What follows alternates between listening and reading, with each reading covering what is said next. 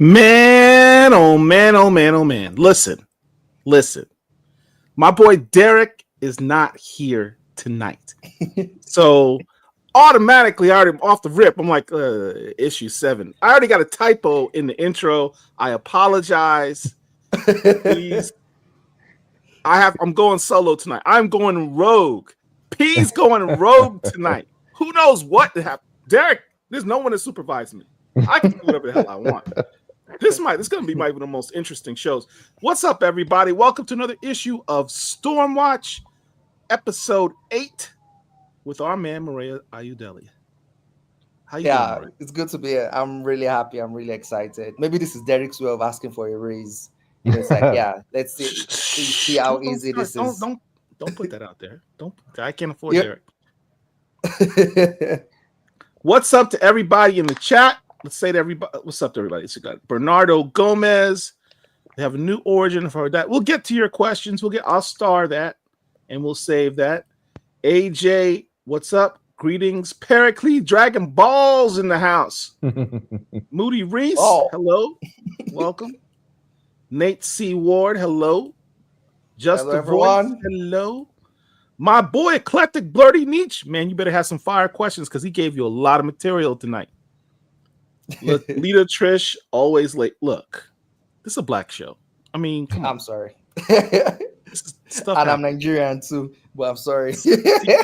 This one actually wasn't Maria's fault. It was my fault because as I said, I'm riding solo. I am rogue tonight. Kevin Pitts, what's up? We here, Death the Angel. We outside, man. We outside. We miss you, Murewa from Frederick. I miss you guys too. D Angel, Murewa. Hi, hey Antoine. Man, what's up with this shirt, man? Show everybody the shirt. Last episode, you had a dope shirt. What are you going to club after this, Antoine? What's going on? No. Met Gala was a couple days ago, bro. You're late. I know. I missed the memo. All right. Murewa, that break did you some good. You want a break? Are you allowed to take breaks? No breaks yet, man. It's real rough right now. I'm sending scripts to Tom now, like two pages, two pages, three pages. It's that rough right now. You might literally have the top black superhero comic book in the world right now. Mm-hmm. Is that accurate? No, I don't think so. I think Absolute Green Lantern overtook us. Absolutely. Well, that's kind of a team book because they're like all the Green Lanterns are in that. Joe's the lead, but you have, your titular character, named character. Yeah. You're number 1, bro. Yeah. And yours is ongoing. Absolute Green Lantern is a limited series, so that doesn't count. Congratulations. Yeah, I think so. Ongoing. I don't know. Is it ongoing? I thought we'll see. The pre-orders will determine that. Yeah. All right. Sexual chocolate. My man Randy Watson in the house. King Murewa. All right. Everybody's here. Everybody is here. Good afternoon from New Zealand. Oh man, we international people. We round the world out here, man. All right. Sexual chocolate, who would know because he's over there at Bulletproof Comics in Brooklyn, best LCS in New York City. He would know. He says you have the top book. So if he says it, it must be true. Oh, Twitter break. What's up with you on Twitter, man? Oh yeah. I left Twitter and what I noticed was I love interacting with fans. I love talking with everyone. It's just cool talking with everybody. I love answering everyone's questions. And I'm also a fan of all these comics, all these stories, everything, even comics that I'm not writing, even, things that are not in the X office. I love talking about them because I'm also a fan of everything. But I started noticing that I think it was affecting the interpretation of my work. And so it felt necessary so that the work could shine better. Okay, for example, in this issue, Storm was revealed to be um immune to telepathic control. It's not new. That's the very odd thing. It's not new. There's hardly any story that you've seen with Storm being telepathically controlled. The old that she has static running through her brains, everything. You've seen it since Extreme X-Men, written by Claremont. It's not new. Right. It's not new for Storm. It's not new for any character. A lot of even non-mutant characters, they're like, oh yeah, they have this anti-telepathic thing in their head, and so many things. Juggernaut as it, Gambit, even Jubilee is stands to telepathic control and so many things. Xavier also taught some people how to, resist it. The red triangle protocol or something like that and everything. But yet, it's still interpreted as, oh yeah, he's trying to make Storm OP because he's a Storm fan, and all those kind of things is as though I'm just trying to just gas her up and stuff like that. While the reason why I wasn't even thinking of that. The reason why I made that decision was basically to give her agency. In the Marvel universe where there's mind control, I think I think when you commit a crime and you're taken to court, I think your first defense should probably be, oh yeah, someone made me do it, and then prove that a psychic thing made me do it. That should probably be like the first thing you do, And it's like, yeah, let's remove the old psychic thing, especially when you have the most powerful psychic on the planet at that moment, which was Professor Xavier, with the cerebral elements to boost there. How do you prove that it wasn't Xavier that made you do it? And it's by saying, yeah, I'm actually immune to it. So it affects a lot of things. Even T'Challa's cameo is like, oh yeah, he's trying to intentionally make him feel small and lift up Shuri, and so many. And it's like, yeah, because I'm a Shuri fan. Maybe if you didn't know anything about me, you would just read the story as is rather than my own personal opinions to color the work. So it's felt like it was starting to do that. I even some people, just because they think maybe I like Storm more than Cyclops, some are going out of their way to try to sabotage the book. They are sending emails to Tom Brevoort, saying that, oh yeah, I leaked an entire issue online, different lies, different stuff, trying to get me fired. So it just felt like I don't think it's worth the hassle anymore. Like, let the work speak for itself to some degree. Yeah, I mean, it's like, no disrespect to all of our followers on Twitter, but Twitter's toxic as hell. I mean, there is a faction of Twitter that is just ridiculously toxic. I mean, it's the whole mentality can be, let me put it this way. When you're on a platform that putting something that's controversial or negative gets the most clicks and attention, everyone wants to pile on to that. Rarely do you see someone talk about what they like. It's more about what I dislike, what you dislike. And it's easier to destroy than it is to build. It's easier to just, be critical than it is to be helpful. It's just the nature of the platform, unfortunately. So switch to blue sky. All right. Let's get into the book. Let's get into the book. Forget the toxic family. Let's go into the real fans are here tonight. By the way, everybody hit that like button. Why don't I see any likes? Hit the like button. Share the video. You got to do all this stuff for me because my man Derek ain't here. So Dr. Wizard handles that. Go ahead and share and like the video. Subscribe to the channel if you're new to the channel. Let's get into this book. Storm number 8. What is the title of this book? This issue? The Sinister Schemes of the Stars and Stripes. I think the original title was The Wrath of the US Government, but some people was like, current political climate and all and everything, it might be interpreted some strange Yes. ways. So I decided to go with the sinister schemes of the Stars and Stripes, to take you a while to know that, the Stars and Stripes means the US. All right. So let's do a recap of where we were before. Last issue was fire, Maria. Was gangsta. I mean, Yeah. I love that This last guy issue also so killed many it. times. So many times, dude. I read it so many times. I loved it so much. Storm against the other storm gods gets to the point where she has to cut her hair because she's a warrior. She's a warrior.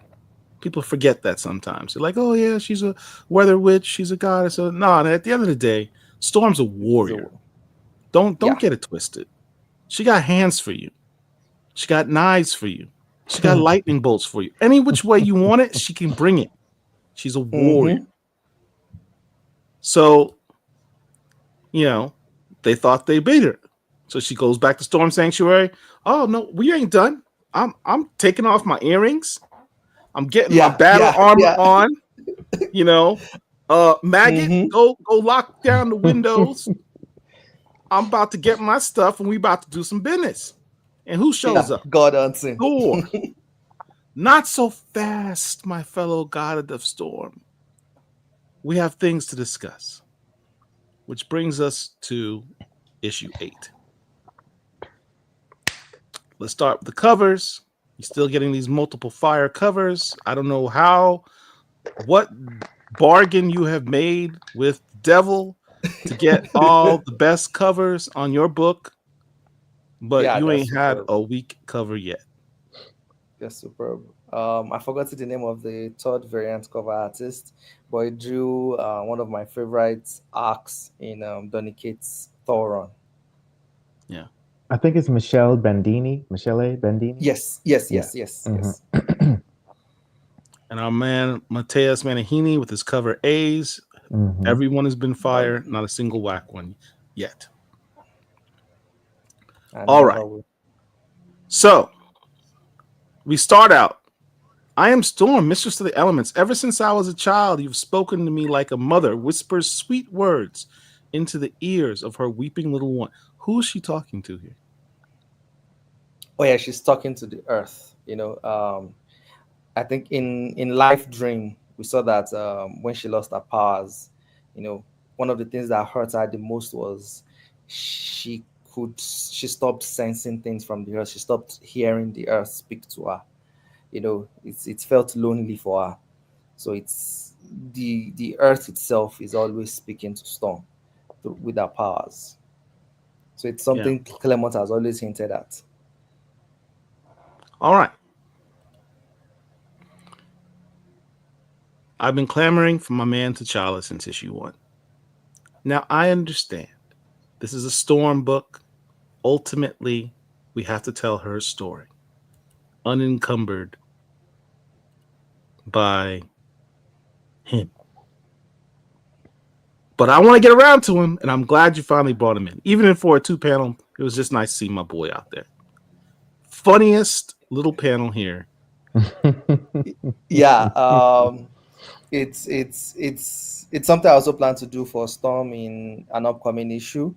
I think sometimes a lot of black characters, not all anyway, can sometimes be taken too seriously. That stories about them are always too serious, too political, to this, and we forget the fun, and I think one of the ways to help push, I don't think T'Challa needs pushing anyway, but kind of like bring the fun into their stories as well, So I the Illuminati seen as this, dark, mysterious group, that do these sinister things. And yes, they are on a mission that we don't know yet, that they're looking for super soldiers, but at the same time, they are friends, and let's see them, what friends do, giving themselves, some roasting and stuff like that. And even the book itself roasts them, And so yeah, it's cool. And What's bringing some. cool about it's cool about this. Yeah, Tony. This is the second issue. Tony Stark showed up, and he's like making jokes about T'Challa and Storm's relationship. And, Yeah, I think Tony Stark is secretly an ally. He wants them together because he's been roasting them too much. He's been roasting them since issue 1. Yeah. When he's like, Shuri, your former sister-in-law, and he's like, and then the previous one is like, that's not what T'Challa told us, I think he secretly wants them back together. He's been teasing them nonstop. It's ridiculous at this point. Are you gonna put them back together eventually, Murewa? We shall see. Or maybe I'll do the old classic thing that it's done in like all those 2000s novels, because Twilight got so popular, where it's like, are you team Jacob or Edward? So it'll be like, oh yeah, are you team T'Challa or team Wolverine? And then people will start killing themselves online and stuff like that. Don't, that's not even funny. That's not even. Don't even put that. You will set the entire show on fire if you do that. Don't do that. Maybe T'Challa and Sango, or T'Challa and I'm not T'Challa and Sango. T'Challa versus Sango, or T'Challa versus Dr. Voodoo. Something. Just Voodoo, yeah. Don't worry. We'll give you options, so we can have things to discuss. Just not the wet dog. Don't do that again. I can't. So yeah, but we'll see what happens. But so far. So Reed Richards, who has a movie coming out, has this little smirk on his face. Happily married, never divorced. Did you throw that in there? Or did the letterer just throw that in there? Oh yeah, I threw that in there. So I threw it in there. It was supposed to be like an SFX, but some people was like, it's not working exactly. So like, how do we make it a descriptor?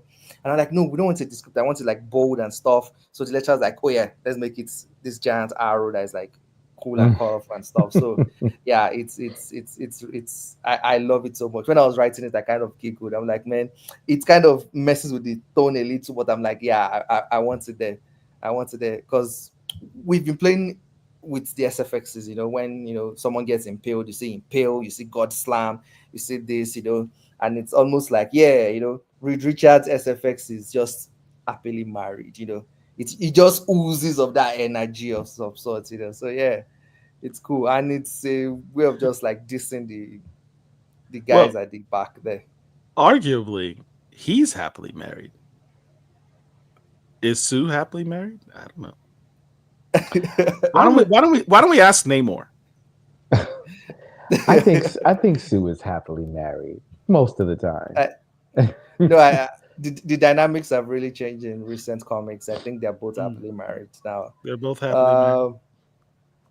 Yeah, the Emma Frost. I was just thinking about her skinny dipping T'Challa, not too long ago. Yeah. I think I saw someone comment about the Emma Frost thing. I think my eyes just got still too.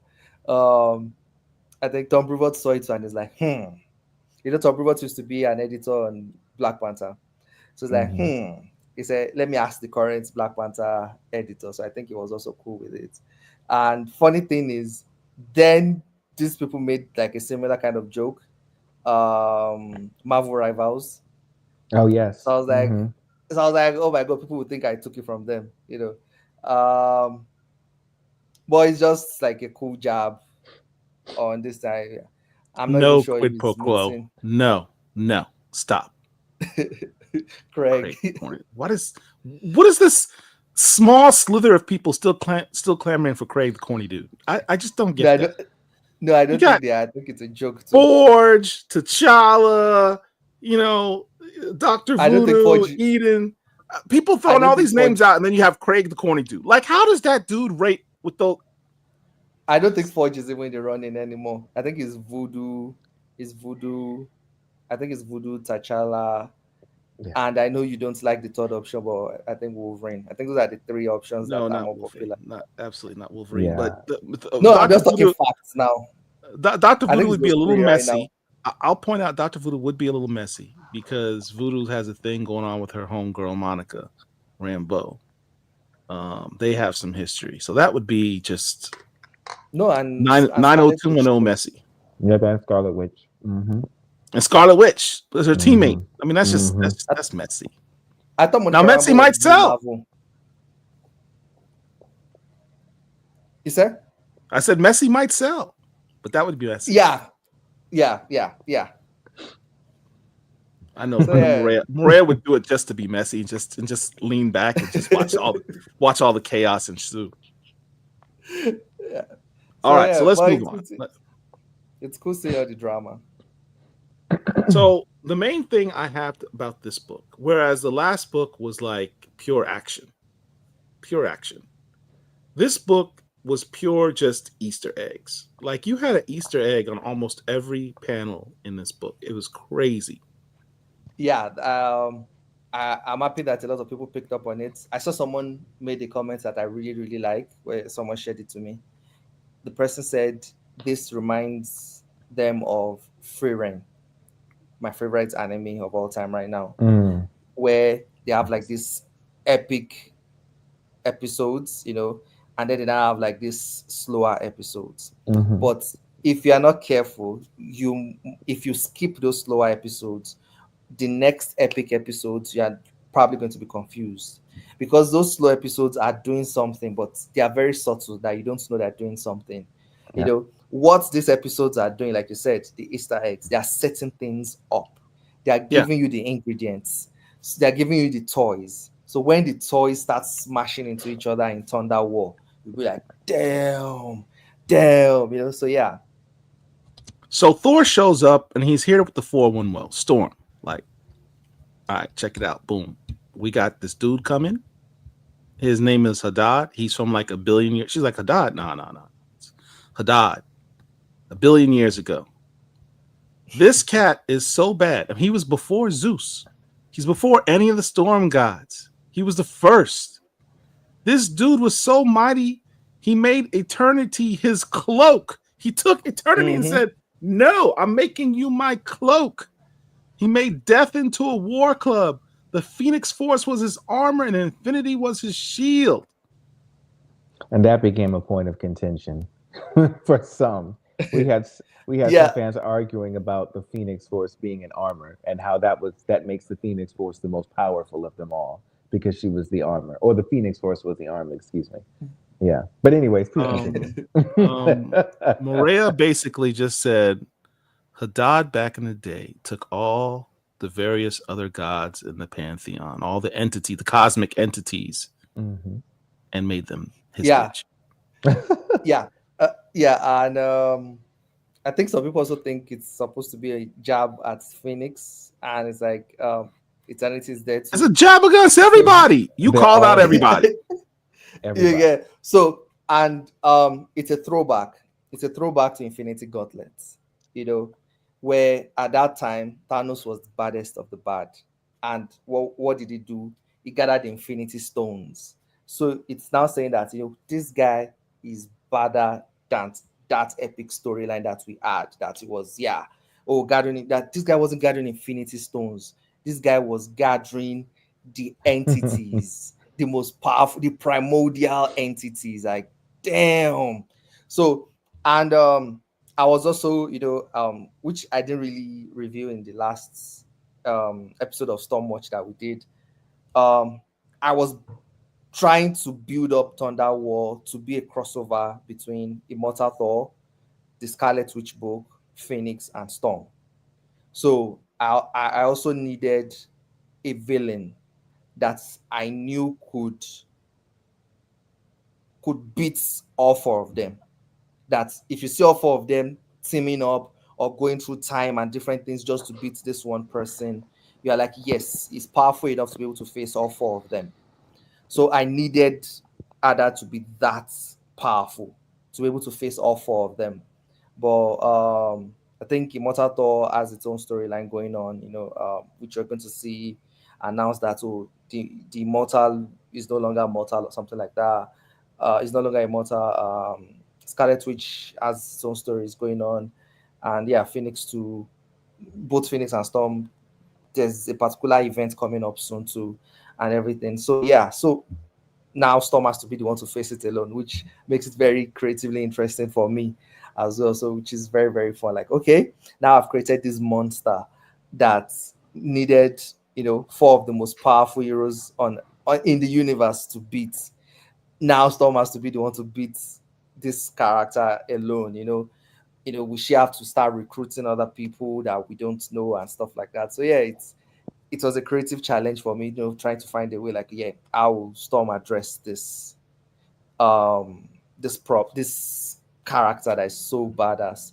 And that's the living tribunal. His energy has been sucked up and everything, so that's why At his the colors bottom like there, that. Yeah. completely desiccated. Oblivion. Yeah. It's not easy for anyone to possess Oblivion. Oblivion is too badass for that. So Thor goes on to explain, look, a civil war is coming across all the pantheons. All the storm gods are going to be battling each other. Half these gods want to stop Hadad from coming back and wreaking havoc against the cosmos. The other half want to join him. We don't know which ones are coming for you, Storm. You better be ready. So here's his feather, magic feather. You whenever you need me, I will be there for you. Mm-hmm. And we will make them rue the day they ever became the enemy of Aurora Monroe. You're like, oh man, Thor got it back. That's a man, $100,000. Now, well, I thought he's a good person, like, he loves Storm, Yeah. It's his cousin, right? His distant cousin. Yeah. And you down for family. You ride, I ride, we ride together. But Storm's like, nah. Oh my God. I love when I was writing that line. Let them come for me. I love when I wrote that place. Yeah, I think some people also think I wrote that place because of what's going to happen in Immortal Thor 25. But no, this is all Storm in my head. Like, yeah, Storm is that proud. Yes, Storm is that angry. They cut her hair. She's going to have a revenge. She doesn't want anybody to be like, oh, maybe you've done enough. Maybe this is this. Maybe, it's just hair. It's like, no. I'm going to have my revenge, and I don't want anyone to be able to stop me. That's why it's like, oh, they would be the ones that need to summon help. So yeah, Storm is really, really angry, and we'll see in the next page. She keeps revealing. She keeps saying to herself, never again, never again, never again. She's been beaten all through this series, so she's putting a stop to it. Like, never again. Like, nothing is going to put me in that situation ever again. Which god was it that was holding her that made her have to cut her hair? Which one? Chak. So you got to have a page where she sees Jockey and it's like, you made me cut my hair. I got something for you. You need to have a panel like that. We'll see. All right. So she's in training. Well, before we go any further, I wanted to ask something really quickly that I also saw circulating. So the Hadad that we're using, is it Baal Hadad, the one that I think is the Mesopotamian storm god? I can't remember how to pronounce it. Mesopotamian. Yes. Yeah. Okay. Yeah. It's Baal is just the Mesopotamian word for Lord. Right. So it's Baal Hadad, but it's said so often that you just call him Baal. So it's the same god. Just like the other storm gods that showed up in the previous issue, is already existed in the Marvel universe. Yes. But I'm twisting many of those gods slightly. Many of those gods in some iterations were some are not culturally. I think in Baladad it was almost drawn this demonic kind of thing. Yes. When you're going to see Hadad, is going to have the Middle Eastern aesthetics. The way all those Shango and all those stuff that are just wearing loincloth actually had like the Yoruba and Cuban, aesthetics. So So when so in the next issue, you're going to see Hadad's design. So you're going to see that Middle Eastern distinct cultural distinct, and also we are tweaking their power sets a little. You know, a lot of them were like low tier power set for some reason. The gap that Zeus and Thor have over those other storm gods was so much. So now we're going to be leveling all of them up, and I think Hadad is the highest because, you know, when doing my research in, you know, mythology, I realized that the oldest recorded storm god is Hadad, and a lot of his stories is what inspired the stories of the other gods. You know, for example, Hadad fought the god of death, I think called Yam, and the guardian of like the god of death, like a servant of the god of death, is Lotan, which is a sea monster. Lotan is what will become the Leviathan in like Jewish stories, you know, like, oh, Yahweh defeated, you know, the Leviathan, you know. That's what you would see in like Zeus, where Zeus beats Typhon as this serpent thing, is what you will see in Norse mythology, where Thor beats the Midgard serpent, I think Jormungandr or something. So you start seeing it in Indian mythology as well. A lot of all these Eurasian cultures, you know, and a little too towards Egypt, because Egypt also kind of like interacted with them a lot. You see it in also Set.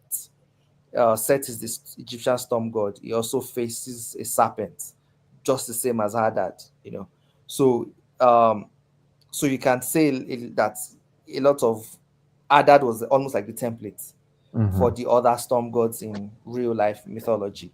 Yeah. So so I'm like, so if I'm going to bring that into the Marvel universe, it would be the most powerful. So if Eternity created the storm gods, the Hadad would probably be the first one. And maybe something happened between Eternity and Hadad that made them have a disagreement. And every other storm god created after was in template of trying to replicate that power sets of Hadad, but not getting it as before. For those in the chat, if you have questions, keep them coming. We're gonna get to all your questions at the end. All right. You know, this is almost like a classic kung fu flick, because in the classic kung fu flicks, the hero goes up against the bad guy, gets defeated and humiliated, so the hero has to go away and meet with an elder. In this case, it'd be Thor, to gain the information, right? To learn some new styles. And like then and then the hero's got to go up on some mountain or something and start training. Getting back focused. Learning some new tricks. Yeah, so they can but go we back a and little. Yeah. Storm is like, you know, the master, F you, I don't need you. I'm going to train alone. Right. Which is not necessarily the wisest thing to do, but we'll talk about that later. Not necessarily the wisest thing to do. Can't say I agree with Storm on this one. We do see that Storm's got some great core. Look at these exercises. Yeah, I love it. It was inspired by the manga anime series Baki. In Baki, you would see Baki do a lot of calisthenics, you know, position and all those stuff. So yeah, so I had to go and Google like real world poses and calisthenics that they use for training the core and stuff, and, you know, use that as reference for Lucas. Those arms. Storm got some guns. She's got them Michelle Obama arms. It's crazy. Yeah. And then we put a little Easter egg of attachments. At the bottom. What I missed? Some people miss that. Yeah. What's at the bottom here? The fourth panel at the bottom right corner. What is that? That's her extension hair package. You know that from the beauty. Oh, snap! Yeah, I missed that. She went and got her hair and braided. So she did her own hair. Yeah. Mm-hmm. Or did she have So somebody come that's up why to Storm Sanctuary and sit in the chair? she made her own hair. She She did. used She did her black. own hair. And she used. But She used why? black attachment. Why did she use black extensions in her hair? Well, she doesn't have them yet in Multiple. this picture, so she's going to do it. Yes, and the way it's packed, even if she did, you wouldn't see it. Yeah, yeah. Why would she in your why did you have her get black extensions and not get some type of white extensions? Multiple reasons. Number one, it's a comic book visual medium. I deduce that a lot of people will say, "Oh yeah, she just grew her hair back." If it's just white, so Yeah. you need to show that it's not her hair, it's something different. So it's like when Thor lost his arm in Jason Aaron's run of Thor. Hmm. You know, if it was just a metallic arm that looks like his arm, it's almost as different. It's no different than he grew his arm. So, but making it metallic and another color constantly reminds people that this this is not natural. So so this is storytelling choice. Storytelling choice is so that you can know that yes, she cut her hair. This part of it is black because it's hair extensions, it's not her hair. It's to constantly remind readers she didn't just grow it. It's so that anytime you see an image of Storms having white hair and suddenly turn black, you remember that, oh yeah, it was in 2025 when this happened. It's also to give a timestamp on this run and so many things like that. But in this story wise, I think Storm probably chose black. It's almost like a battle scar. I want it to be obvious. I want to be able to see it. I want people to be able to see it, almost like a battle scar. This is not my hair, this is something else. And most black people's hair have the color black. So yeah, so thought she would be okay using black. And see, I always thought it was interesting because in my head, I always thought it would almost be anathema for Storm to use white hair extensions because of how sensitive she's always been about her hair and people thinking they were extensions anyway, like in Fantastic Four and everything. So Yeah, I liked yeah, that idea. I think that's why she would use black, Yeah. because she got angry when it was a natural hair and people thought it was extensions. Hmm. So she would not use extensions that would look like a natural hair, because you could almost see the anger, almost like she doesn't believe in, as if she almost feels like, no, this is my hair. But she wants it almost to be obvious from afar that no, it's not my hair. Yeah. I'm not going to make you think it's my hair. It's not my hair. It's extensions. Just I know like that. So Stephen Turner's comment here. I like the white to black. It's like a white cloud changing when a storm is coming.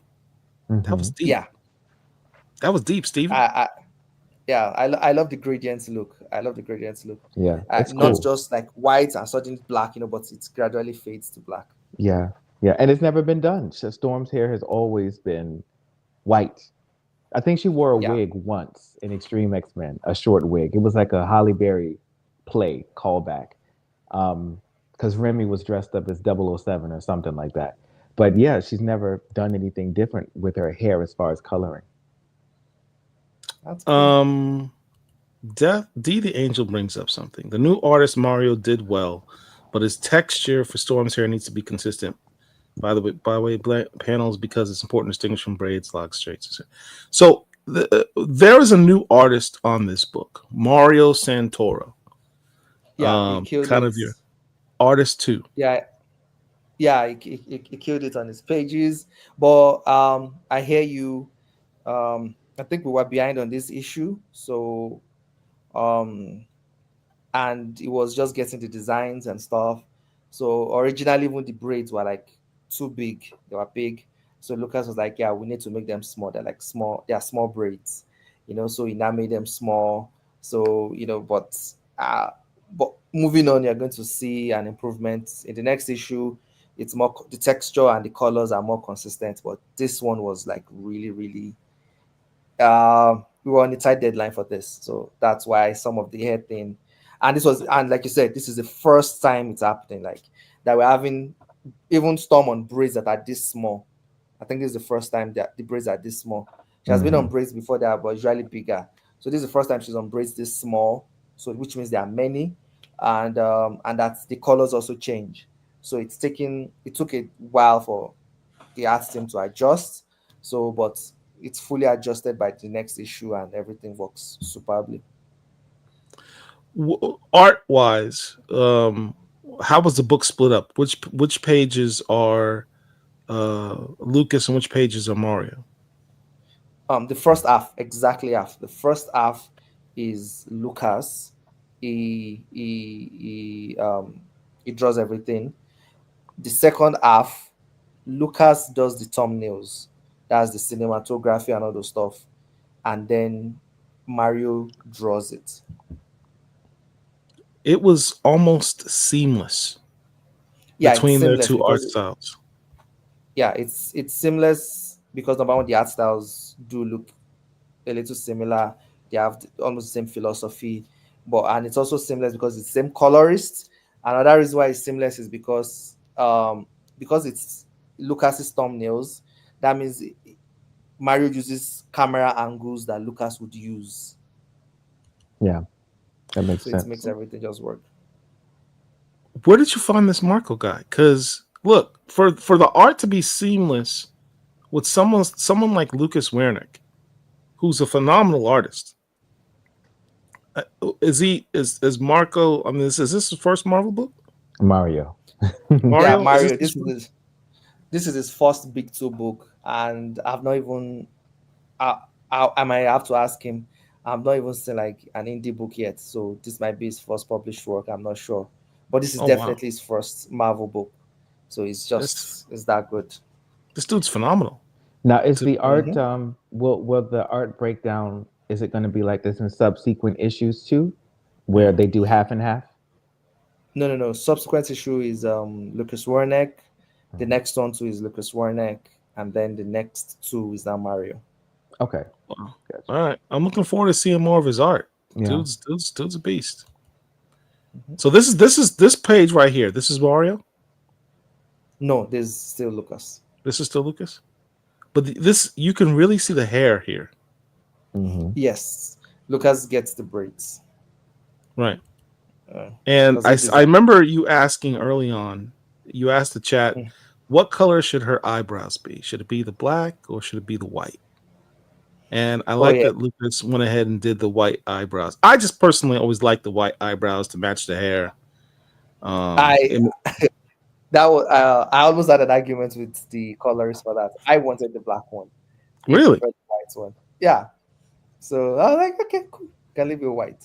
I think in my research I found that the genes for the hair and the brows are different. So really? like, yeah, that means I did not know that. That's why some people have like red hair, but their eyebrows are not necessarily red. Huh. Whatnot. Well, she's mute. Like, okay. This is true. This is true. Yeah. Only reason I'm more partial to her having black eyebrows is because there's already that thing about her being older than everybody else, her being old. So sometimes I feel like that might kind of perpetuate into that. But I mean, I don't mind it. I don't mind it either. I don't mind it, especially when it's drawn by Lucas. She doesn't look This old. is true. Right. You snuck in one of my favorite characters, Manifold.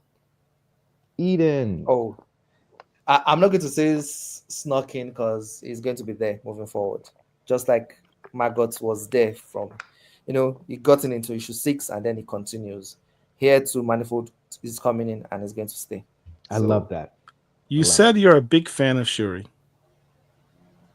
And if I recall, Shuri and Manifold had a little thing going on. Yeah, I wrote an email to Tom about it. Well, he said Shuri is going to be busy in a book, so no Shuri popping up in the book to go say hi to Manifold and Yeah, not now. She's busy.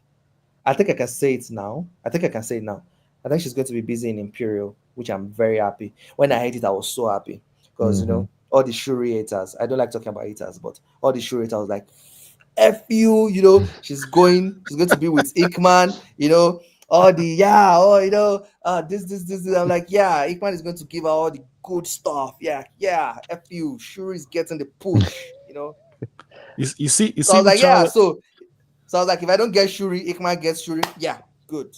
It's still a win. Good. Yeah. You see what y'all on Twitter have done to Moria, where he has to take his pleasure of someone else's book. It's just Manifold is here. He has a home. Look, Manifold was such a cool teammate for her in X-Men Red and Sword. Yes. I love those runs. Yeah. Those, I mean, those really need to be considered Storm runs, in my opinion. It's not, she's not a solo character in those books, but those are team books in which she was the leader and the center. Yeah. Which is always a difference. She's not just the leader of the team. She was the center of the book. Yeah. And you know they're doing an omnibus, right? Oh yeah. I'm order that bad boy. Shout out to Jonathan Hickman and Jerry Duggan that really put in work in giving Storm her glow up in those runs. Doing my research, you see how strongly Storm shines when Chris Claremont was writing her, and when Al Ewing was writing her. Yes. It's just I'm like, thank you. Jerry Duggan also did his best and tried, but you know, I'm just so happy for those 2 and 3 runs, you know, because you read some books and you're like, dude, that's not Storm, what are you doing? Like, God, you know, but you're like, okay, you know, but and some you're like, it's not like it's like, why is Storm so irrelevant in this? Like, you know, I think a lot of people are scared on what to do with her. She, like I said, you know, when I analyzed Storm, I realized that Storm is actually very close to Superman, but people don't know. She's very close to Superman so that's why people complain about that she's OP and all those stuff. Yes, she's supposed to be OP. She's Superman. She's supposed to be OP.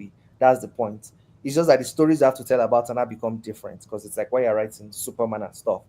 But she's a Superman that writers and the fan base might not see as Superman. So, you know, when you're writing Justice League, you feel the need to put Superman there because you're like, oh, a Justice League without Superman feels incomplete. But an X-Men without Storm, I think creators and other stuff are like, yeah, it's okay, you know, I think it can still work. So that kind of affected them to be like, you know, because a lot of people are so scared of writing Superman. So if they could avoid it, they would too. So I think that happened a lot for Storm. All right. So here's the thing. We have yet a second scene in the same book of another hero offering to help Storm. Like, they all know she's about to go to war. It's like, hey, I got your back. Call me. This man is like, and he's speaking. Murewa, you spitting some bars here. Say the word and we'll kindle a second Krakoan age. One that is not announced by a whisper into the mind of humanity, but by deafening thunder. What's with the poetry, bro? I didn't know Manifold had that in him. Yeah, I think once you start seeing like the next pages and see that, you know, there are people and mutants in the Storm Sanctuary right now, you know, you'll be like, yeah, these people are gearing up for something. So yeah, like, who knew Manifold is out in the Australian outback writing poetry? I know, now, right? Is he living at the Storm Sanctuary now too with her and Maggot? Will he be there? Oh, good question. Yes, he and he Gatesway and Maggot. Yes. Okay, so that brings up this comment right here. I love it. One step closer to an all-black mutant team led by Storm. Let's run down the roster. Should we, Antoine? I have a name for the X-Men team, but I don't want to say it out loud because, you know, I don't want to take him if I ever have to write. It's Onyx. Onyx. Everybody knows. Team Onyx. It's been them brewing for like a decade now. Team Onyx with a big old X at the end. Frenzy, Maggot, Manifold. Who am I missing, Antoine? Voodoo. Dr. Voodoo's not a No, mutant, it's though. not mutant. Oh, that's true. Okay, so mutant. Yeah, Frenzy, Gateway, Manifold. Gateway? Yeah. And then Gateway. there's someone that's been announced in the solicitations. Oh, What? Bishop. Bishop. My man Bishop, my favorite man.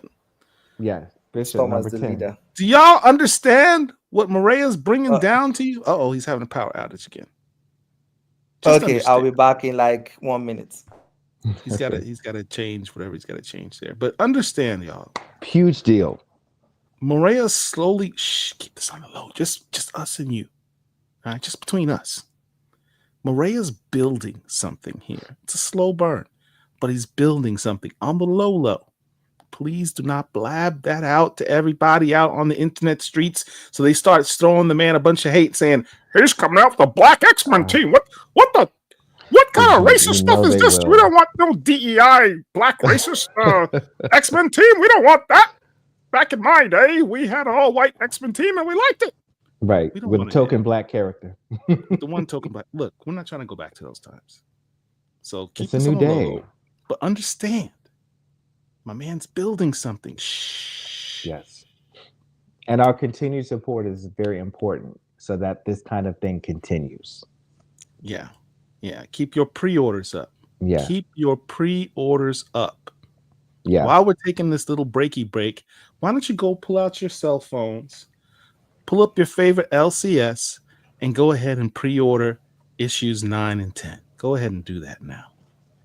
All right, Maria's back. One of the X-Men that she needs to join her squad. Monet.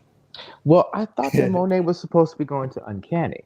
I don't know if that's changed, but no, I think there's still plans for her. They need to come on. And NYX got canceled. Bring Sync on. I'm just gonna throw it out there because Sync. Look, let me tell you why Sync would be a logical choice. I had a story. Sync is now a beyond Omega level, right? He can now sync with everything, not mutant, non-mutant, whatever. He can sync with everything. If he taps into Storm's powers, that's the story I had, and it ends badly for him. That was the story I had. That her and Storm had to go on a mission, and it's all fun and games and stuff, and Sync like gets carried away and it's like, yeah, let's do it like we did it in, how we took down Nimrod, and tries to sync with Storm, and Storm's like, don't, and he sinks, and he just has like an epileptic attack, has a seizure, and goes down because he just tried to sync with eternity that's inside Storm. Exactly. That was the story. Right. What do you say? Why you say word like it didn't? Why can't you do that story? I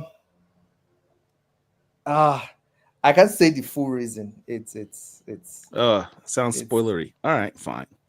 It is, no, it involves like other people and stuff, and I don't want to like put other people's like business out on the internet without their permission. Whoever it is that disrupted that fire story, a pox on you. A pox. All right, let's move on. It's not someone interrupting it. It was some plans and some moves, office generally. But yeah. So yeah. All right. So remember, in the last issue, Storm tells Maggot he's they're getting their asses kicked. Maggot, go back to Storm Sanctuary, batten down the hatches. We are going to war. I'm gonna go out and do my thing, make sure nobody, storms the castle. Hold it down on the home front. What does this dude do? All of a sudden, you got a whole swath of people in this area of the Storm Sanctuary. I don't know how big Storm Sanctuary is, but it's kind of like Doctor Who's, TARDIS. It's bigger on the inside than it is on the outside. Or the world or whatever from the X-Men books. I've said 5 New York City blocks. This looks bigger than 5 New York City blocks. It looks bigger. Mario went all out with that. I was like, man, I'm not going to correct that. I kind of liked it. It's looking kind of big. Yeah. Yeah, but I think if it's all wilderness and stuff, it's going to look that big too. But like, Is this ring kind of like the ring Perilous that they had in Krakoa? Not Krakoa, I'm not on sure. what do you call it? Oracle, thank you. Mm-hmm. Yeah, I wasn't necessarily thinking of that. I was just thinking of something that water will be around. I didn't want it to be. It seemed chaotic in the script, but now that I think of it, art-wise, it would have seemed chaotic.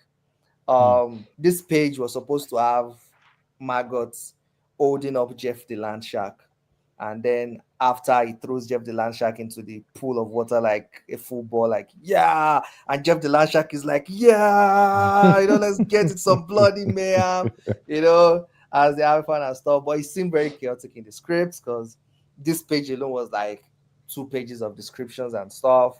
So I was like, man, would Jeff the Land Shark seem like an out of nowhere kind of thing? Yeah. But now that I look at it, yeah, out of nowhere would have been cool and crazy and stupid and nice. Will Jeff the Land Shark show up later? Because Maybe. him and Storm have a very interesting relationship. Yeah. Back in the day, I might be dating myself when I say this, but before UFC, MMA, and all that stuff, there used to be this thing called the Badman Contest, which was basically like before UFC, where people would film these videos in their backyard where they have people just fight each other. Just like human cockfighting in your backyard. It's a Badman Contest. I kind of see this as kind of like that. That sounds the way you phrased it sounds strange. Strange. Human cockfighting. Oh God. Maria. It's a family channel, dude. Don't get me banned again. You said it. You did say it. I did warn y'all I was going rogue. This is why I need Dr. Wizard on the show to prevent me from doing stuff. To reel you in. To reel me in. Let me move on before I get myself in trouble again. All right. I love this intro of MAGGOTT. The unstoppable devourer, the blue-skinned Zulu titan of destruction, jacked up the Ripper, MAGGOTT. Is he Zulu? I mean, have we even established that he's a Zulu? Or is he just throwing that in? Establishing it now. Yeah, we're establishing all right. Yeah, they said from South Africa. So I was like, okay, what tribes are there? And I was like, yeah, I want to start calling him like the Zulu Titan. So like he's Zulu. So I'm giving it tribe. Right? It belongs to the Zulu tribe. It fits, yeah. Later. All right. So the X-Men now, look, another Easter egg. The X-Men now have an official Zulu warrior, MAGGOTT. Yeah. The one you didn't expect. Yeah. So I gotta tell you, I've told you this before. I've always hated MAGGOTT until now. You're making MAGGOTT. Yeah, I'm happy a lot of people are liking MAGGOTT in this run. Yeah, I love it.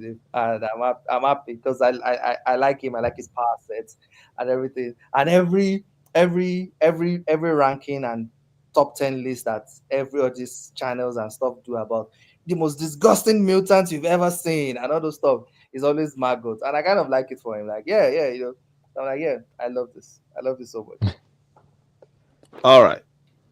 So that doesn't seem like he's keeping things low key and just, protecting the Storm Sanctuary. He's kind of out having fun while Storm's about to literally go to cosmic war. And this is the fun thing about comics, would you have ever thought MAGGOTT and, Manifold would like share like a place together? Like their personalities are so different. And imagine just the comedy and the fun that will come out of Manifold it's like Manifold having MAGGOTT as a roommate. Like just imagine it. So it's crazy. It's crazy. All right. Manifold and Gateway. That's an interesting relationship. I've read a lot of X-Men comics, and I certainly think I've read every comic Manifold's been in. I don't recall him ever referring to Gateway as Master before. Is that something new you did? Or is there a precedence for that I missed? Yeah, the first person to actually like notice that. If he calls Gateway, when it was created Mhm. by Bendis and Jonathan Hickman and Stefano Caselli. And in the last Sword run, it specifically tells them in Sword that he is not my master, he's just his old guy, and blah blah blah blah blah blah blah. And like I've been doing like since the Krakoan age, I think a lot of all these characters changed because of how traumatic it was. And I'm the first person making him call him master. And my reasons is just to be like, I think Manifold wants to connect to some deeper parts of his powers and stuff. And I think he wants to submit more deeply to Gateway. In future issues, we'll also be seeing MAGGOTT also called Gateway Master, almost like all those like sensei kind of thing. Sensei, yeah. Yeah. And also, I know sometimes, Australian Aborigines don't want to be called black, some want to be called black. There's also this usual lack of black mentorship figure in comics a lot of time, like that fatherly role kind of thing. So I want to establish it strongly, so even visually and in words, if you just see both of them together, it might not click. If you just see Gateway there, it might just seem like, oh yeah, they're friends, but if there's master, there feels more like this paternal father relationship. It's stronger that way. So so that we can be like, so we're talking about, oh yeah, positive black male role models in the Marvel universe, you can easily say, oh yeah, Gateway. Yeah. So that's the kind of role I want him to play. Okay. Oh, Gateway is in on it. Like, I just didn't have the page real estate to show it, and I felt like it wasn't necessary. Gateway definitely was in on it. There's no way they got all those people there in 5 minutes, right? And Gateway wasn't in on it. And he's seated like all like, it definitely is working with MAGGOTT on this. Definitely. There's this line in here where Manifold's talking about it. He says, I hear you, Master, but if Maggot's way of facing his fears and preparing for battle to come, he might die before the real battle begins. So, talking about this, is this a comment on the fact that Maggot, for all intents and purposes, kind of died, right? Much the same way Storm did, or was about to die, and got reborn or healed by Storm and became Omega Maggot. But that was pretty traumatic what he went through. And he knows the war is coming. Is this his way of not thinking about it and dealing with it? Yes. So Maggot is facing things he has not faced before. Yeah. Thunder gods, especially Thunder gods in this book, they're like facing Thors, like facing a Thor core. It's even the X-Men, even like the main X-Men guys, Cycle, all those stuff. Imagine facing 3 Thors. They're going down. Like it's something ridiculous for MAGGOTT to face, either as regular MAGGOTT or Omega MAGGOTT. It's crazy stuff for them to be facing, and this is his own way of coping. This is how MAGGOTT copes, through jokes, through being almost irresponsible, through all the stuff. This is his way of coping and preparing. And technically, he's not particularly wrong. If you're going to train to face people like Thor, if you're trying to train to face people like Thor, starting with people like Hulk is not a bad idea. Look at this roster of people you have him training up against. First of all, why is Juggernaut here? Didn't he just have beef with Storm not too long ago? Yeah, but when Gateway calls, you answer. Everybody owes Gateway in favor. So, Gentle, She-Hulk, Juggernaut, Big Bertha. I haven't seen her in forever. I love Strong Guy, Maggot, Armor. Why is Abomination not at the raft? Well, how is he even out of prison right now? I was looking for it's a teleporter, right? You're supposed to say. Did you not see what was the movie where Abomination was in? She-Hulk, where Abomination was taken. Was it She-Hulk? I've not watched Shang. She was in Shang. It was in Shang-Chi though. Shang-Chi, and then Abomination was teleported away Wong, yeah. with Wong. No, definitely a teleporter, but but why is he participating? Definitely. Oh yeah, in the next issue is Juggernaut is going to be fighting. We would definitely want to have a piece of Juggernaut. So yeah, but I was looking for all the power shifters in the Marvel universe. Some were busy. Hulk is busy. Some are going to be busy in Imperial, and stuff like that. So these were the guys I was able to like squeeze out.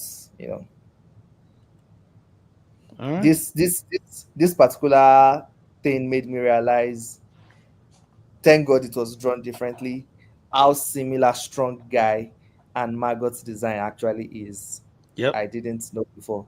They all have the white hair thing, they wear glasses thing, and all those stuff. So I was like, yeah. The 1990s was lazy. Just lazy. Anyway, I don't remember who came first though. Was it Strong Guy or Maggot? Strong Guy. Strong Guy came first, right? Mm-hmm. That means that whoever came up. All right, so whoever came up with Maggot stole Larry Stroman's shot. Shout out to Larry Stroman. He's one of that Strong Guy design.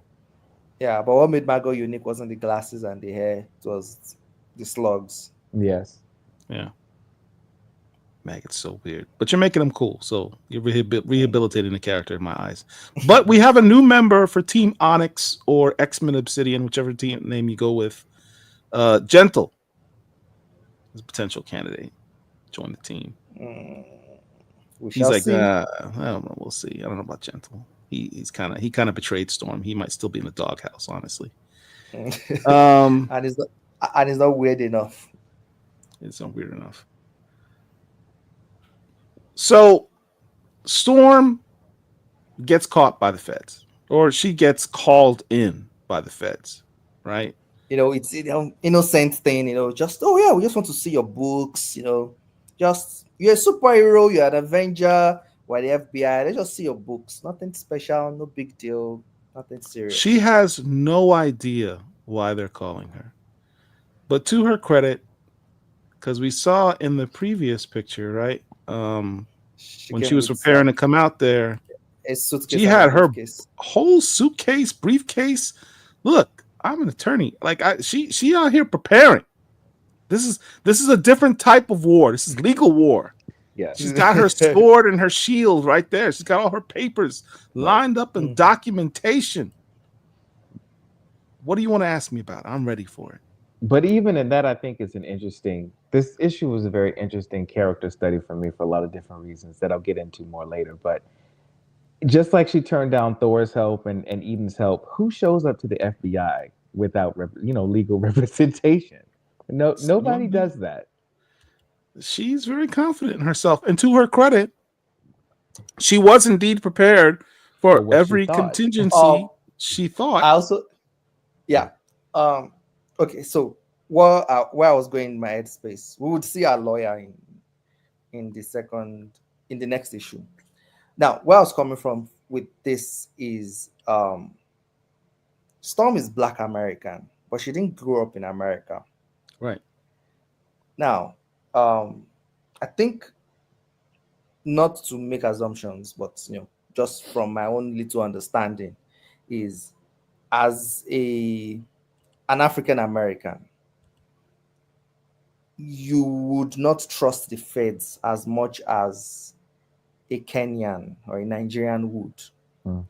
You know the history of the feds. You know how they tagged the Black Panthers, the real one, as a terrorist organization. You've heard about how, you've heard how they've done, they've been accused of different assassinations, to stop the Black, movements and, rights and fighting for rights and so many things.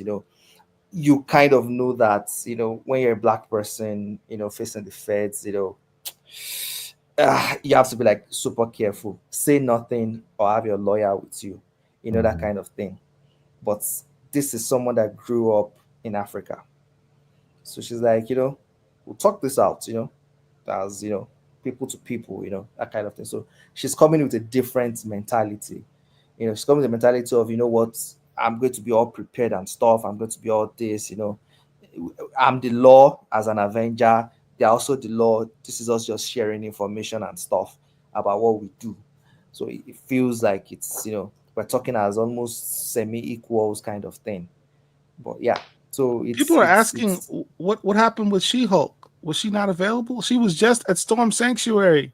Why couldn't Storm have taken her to this meeting with the FBI? Yeah, I think I shared before I left Twitter. I shared it online. She-Hulk is Storm's lawyer, and we would see her play a role in the next issue. Okay, all right, well, cool. So he's asking all these questions, about her activities. By the way, this is where Mario Santoro's artwork takes off. Yeah. His artwork is beautiful. He adds a unique look to Storm. If you look at her features, she's got more black features. I mean, he's kind of widened up her nose a little bit. The lips look a little. Oh yeah. Even with MAGGOTT, he drew the MAGGOTT page. MAGGOTT looks unequivocally black. Right. Even as blue skinned or anything, you see that you're like, oh yeah, this is a black person. Right. So yeah. Right.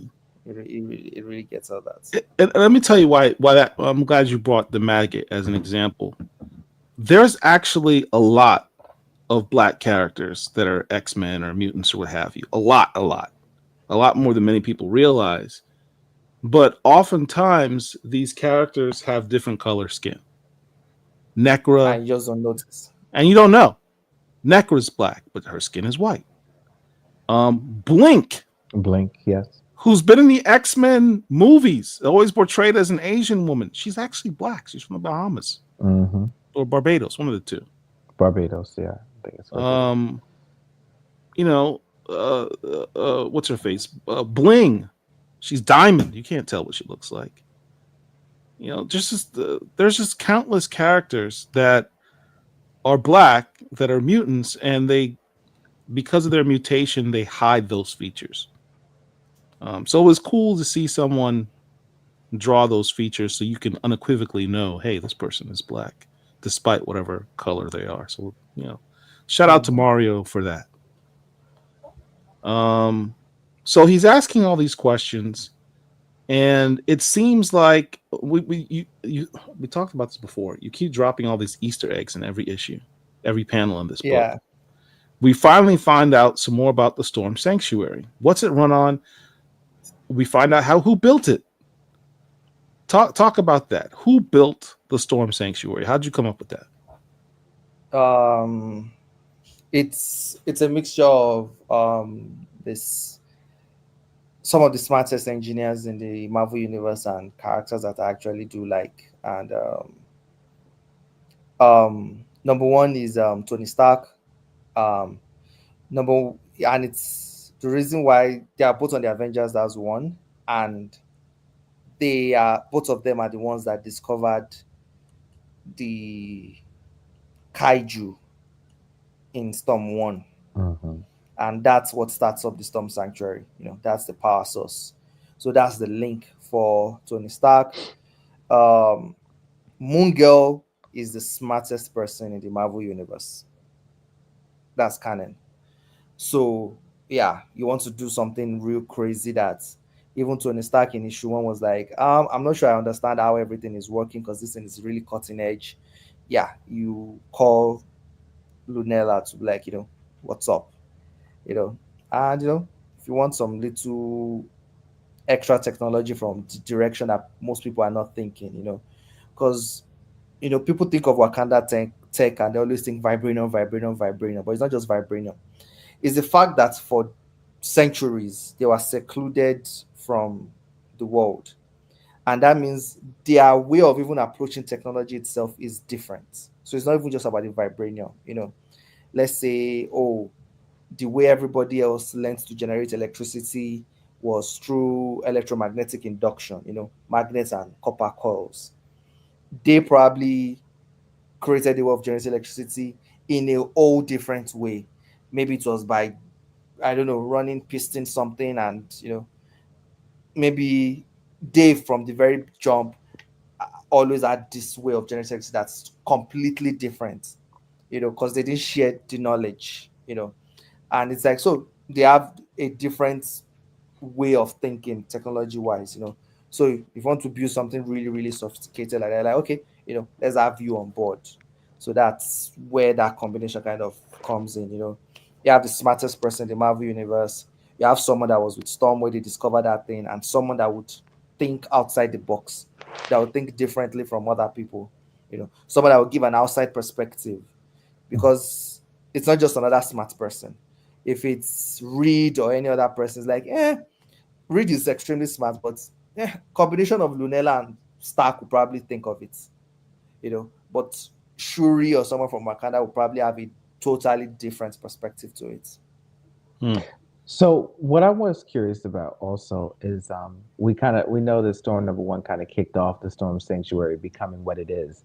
So what was it? Was it stationary before that? Before they had the kaiju, and then when they brought the kaiju in, did that alter the framework of the sanctuary? Is that when the change began? Like, was it just a house before? I think it's more of just like a walking. I would review more in time, if given the time, but it's more of like a work in progress, like conceptually, maybe just buying land, and different things. It's still like a hazard thing, Storm is not a tech person. It's probably just land and buildings and stuff firstly, and then when you now involve Stark and everything, it's now like, yeah, let's not even take up this space from people, let people be able to use the space on the ground. You can stay in the skies, can have this power source and all those stuff. You can move around to rescue people and all those things like that.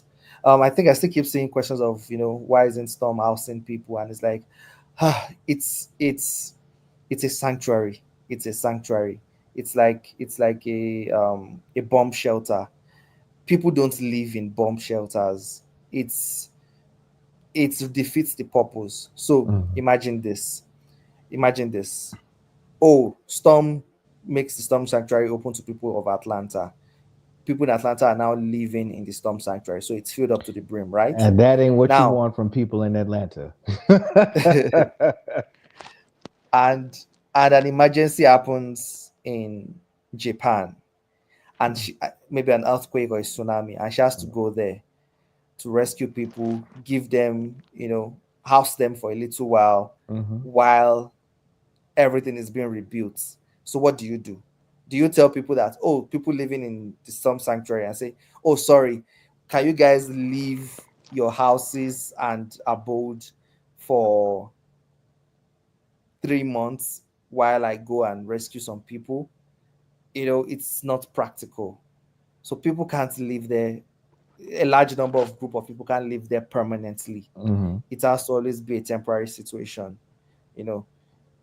So that's just it. It's like having a big hospital and say, oh yeah, this hospital is very big, that people can live there. Then that means if there's ever, like, those mega hospitals that have wards that might just be empty, that they never use it. It's in case of like medical crisis and stuff. Like when we had like this pandemics and stuff like that. It's those hospitals that could open up and be like, yeah, put ventilators here, put all those people here, house this 500 people and stuff. Before those medical crises happened, before those pandemics happened, those places were just locked up. And you could be like, oh, they're wasting space. Why can't you just use those places to house like the homeless and stuff like that? Yes, but when medical emergencies do happen, what do you now do? Do you not tell those homeless people? Do you not tell the people that you've housed to now go out? Right. Like, no, like, so some places are supposed to be that. That's what they are. Yeah. It's a sanctuary. She says, during times of trouble, you will look up to the skies and you will see it. And you see it in Storm 7, when there was an emergency in Brazil, the Storm Sanctuary went to Brazil. So are you telling me that if people were living in the Storm Sanctuary, right, we all going to Brazil. So we're all going to Brazil, is Storm going to start filling visa forms for everyone there to go to Brazil? if someone that is going to work that night, I'll be like, oh, sorry, you can't go to work because your entire house and everything has gone to Brazil. Yeah. It's, and they're like, oh, I didn't think about it. Like, no, you are the ones that are not thinking about it. But like, yeah, well, Exactly. Well, Storm's design on this Storm Sanctuary is very thoughtful. She says, the thrusters hover during the day. They emit a light identical to solar rays, so we never impede anyone's access to sunlight. Like, who thinks like that? That's kind of crazy. Yeah, when you have like 3 of the smartest people, that's probably like Lulena's stuff. Because Shuri grew up rich, Stark grew up rich, but Storm and Lunella didn't. So they probably came up with stuff like that. Mm-hmm. All right. Well, this is dude going crazy in the chat. Jadix, who's throwing mad hate, but we'll roll with it. Can I read it? What is it? Show him succeeding at the Hadad. You want to trust T'Challa fans and actually show him being good at science and tech, not fail in his first appearance. Oh, I think he's referring to the fact that T'Challa helped Tony Stark put together a weather machine, and Storm just made that insignificant by pulling it away and whatever.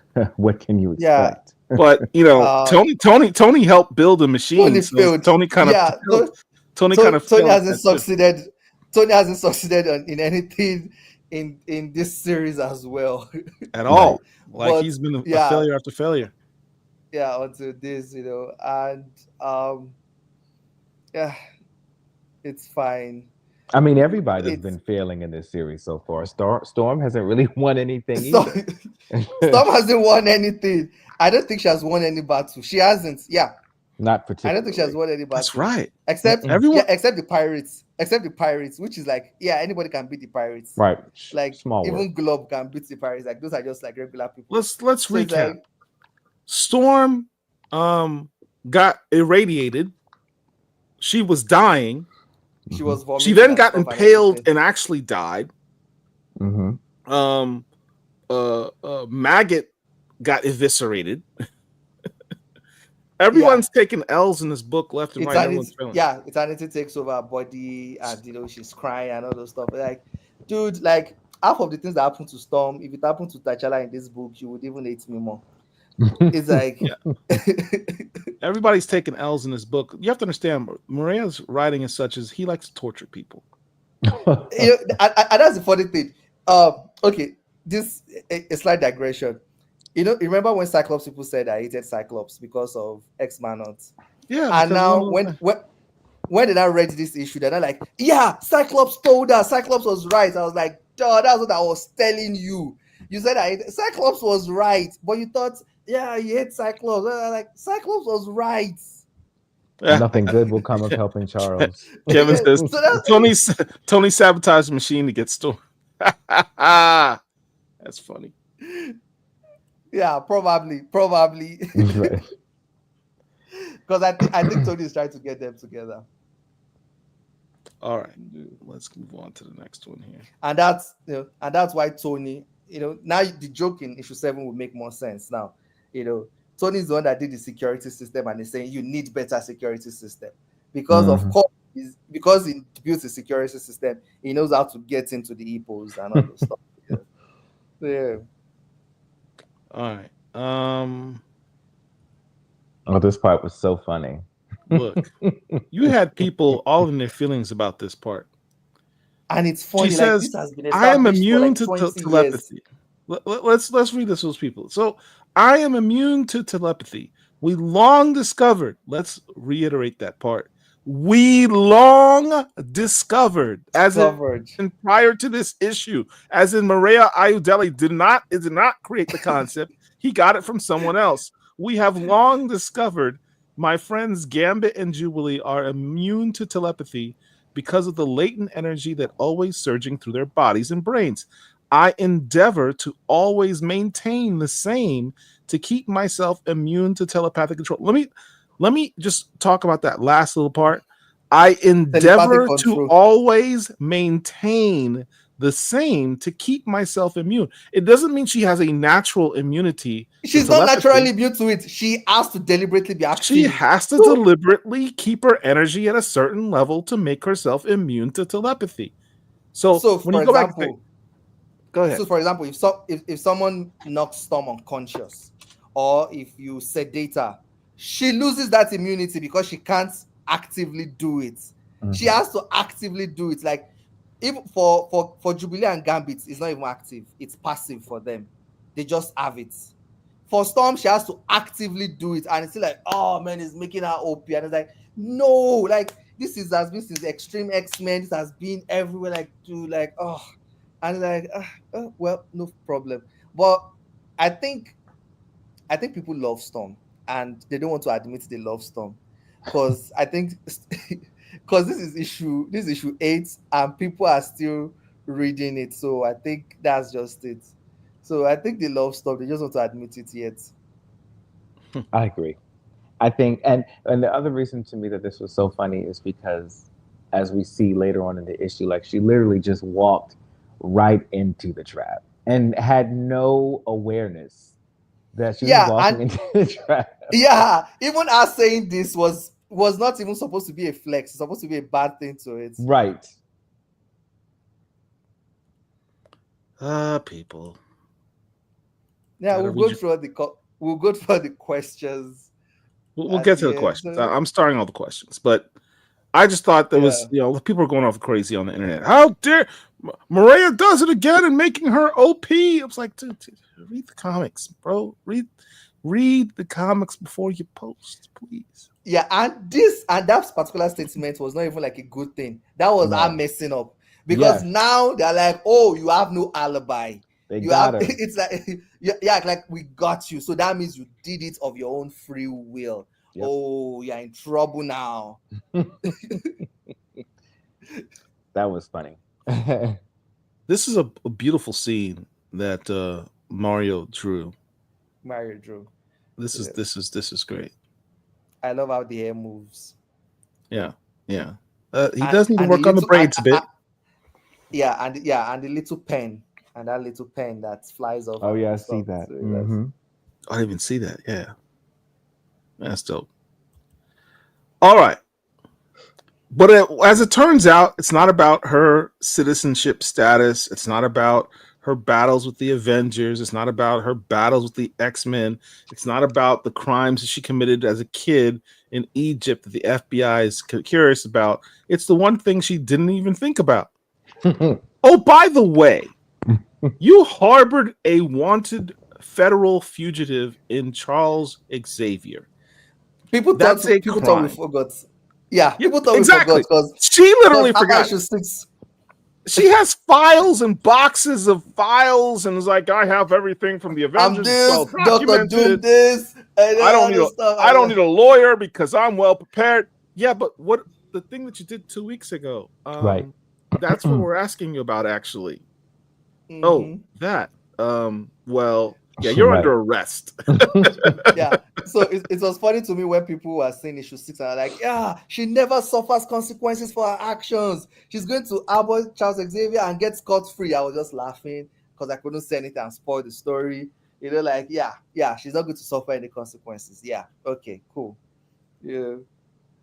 So who is this super team that is surrounding Storm?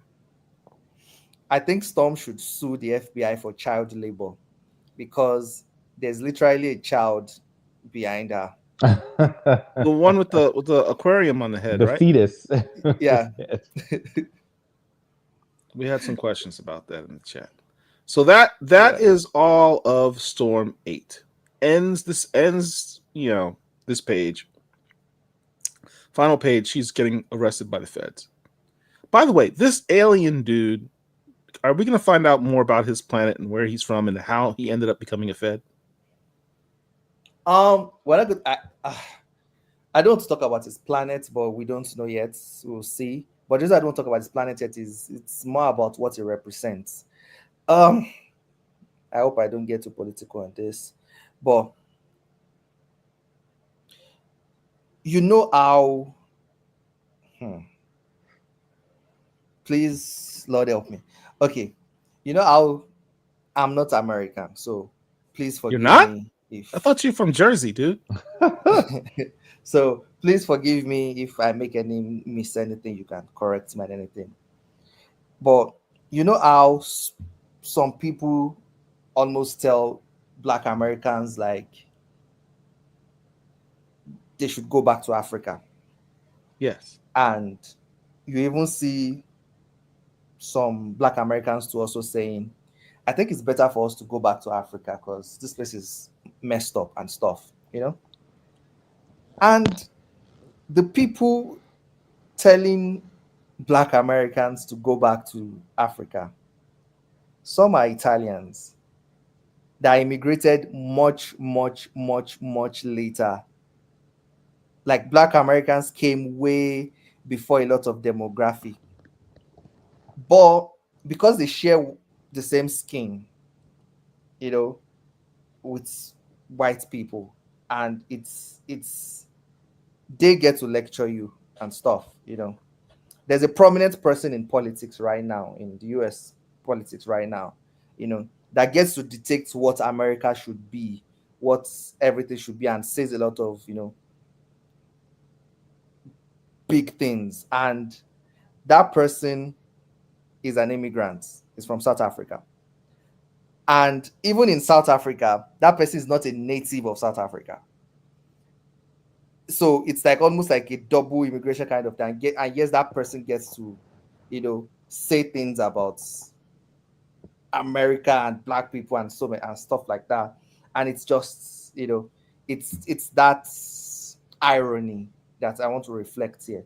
It's the fact that Agent Fabi is obviously not from Earth. Like he's obviously not from Earth. And his name is not the name of his name is from Earth, but his name is African. So that means he's a is also a double immigrant kind of thing. He's from another planet, he's from another continent.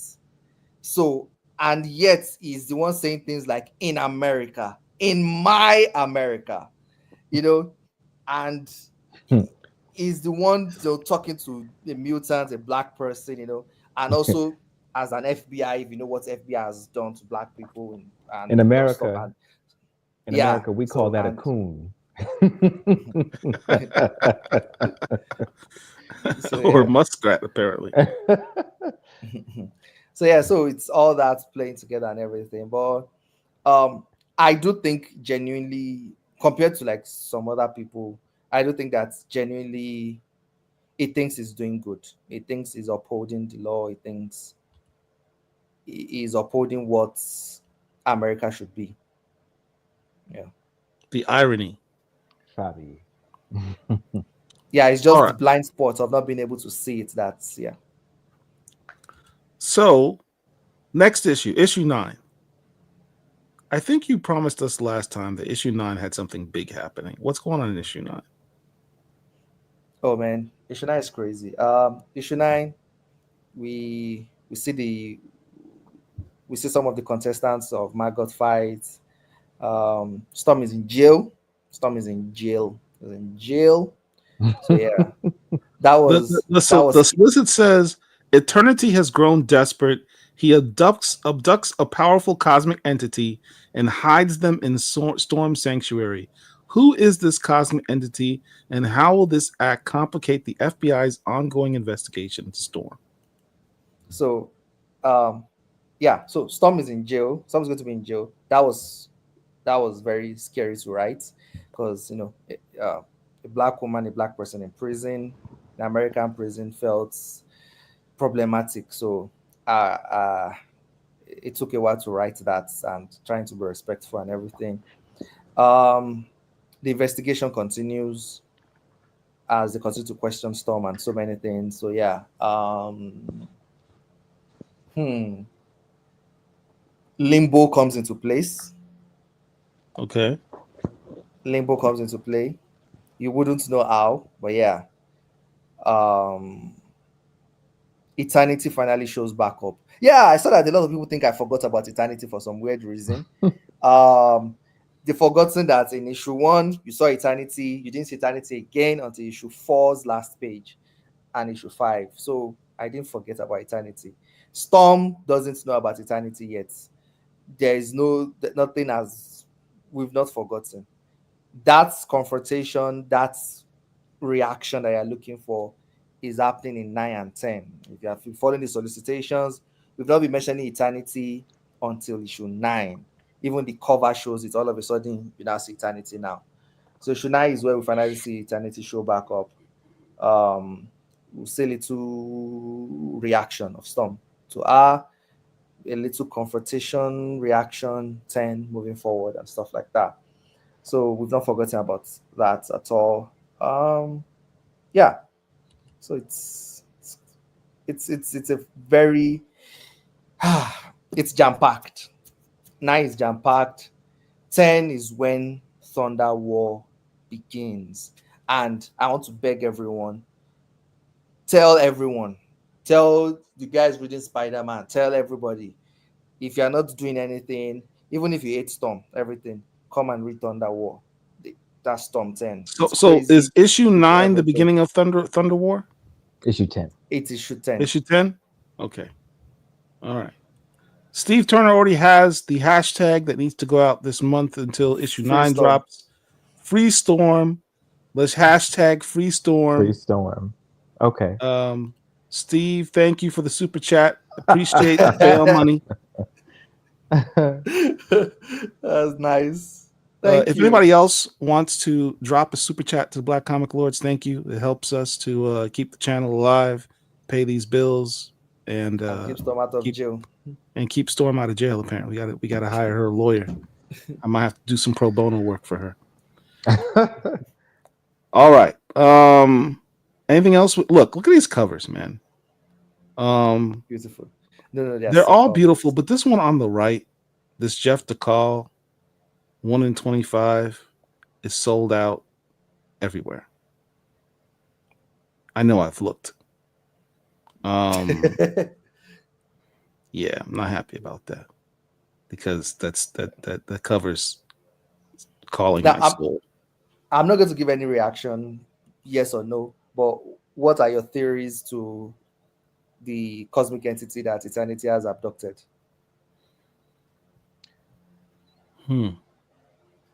Which one he's abducted? Yeah. Well, I remember he has some connection to the Fantastic Four. I think we discussed before, or somebody said something like that. I don't know if we talked about it. Yeah, I mentioned it online that yes. If you're familiar with Fantastic Four, you might know the person. So I think personally that it is Abraxas. That's what I think. Okay, cool. That's a very good guess. How about Paul? I'm gonna go with Ghostlight, just so I could be random. I have no idea, dude. Cosmic stuff is not my strong suit. I thought you would go with Galactus or something. No, that's too obvious. That's too obvious. Besides, how do you compact Galactus? Galactus got swallowed. Storm Sanctuary is big now. Yeah, ain't that big. Storm Sanctuary is big. We saw that giant mecha inside now, and the mecha is about the size of Galactus, isn't it?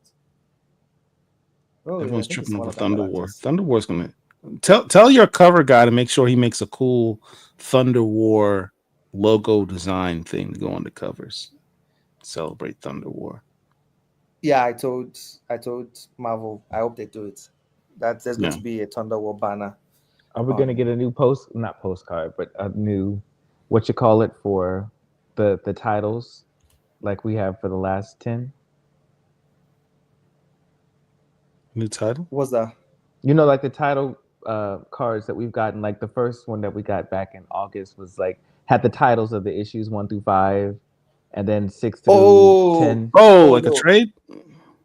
No, those we've been doing title reviews where we do 5 this thing. We're not going to get it for this one because of there's an event where Storm 13 should be. There's an event, so I'm okay with revealing stuff about my story, like 5 months stuff ahead.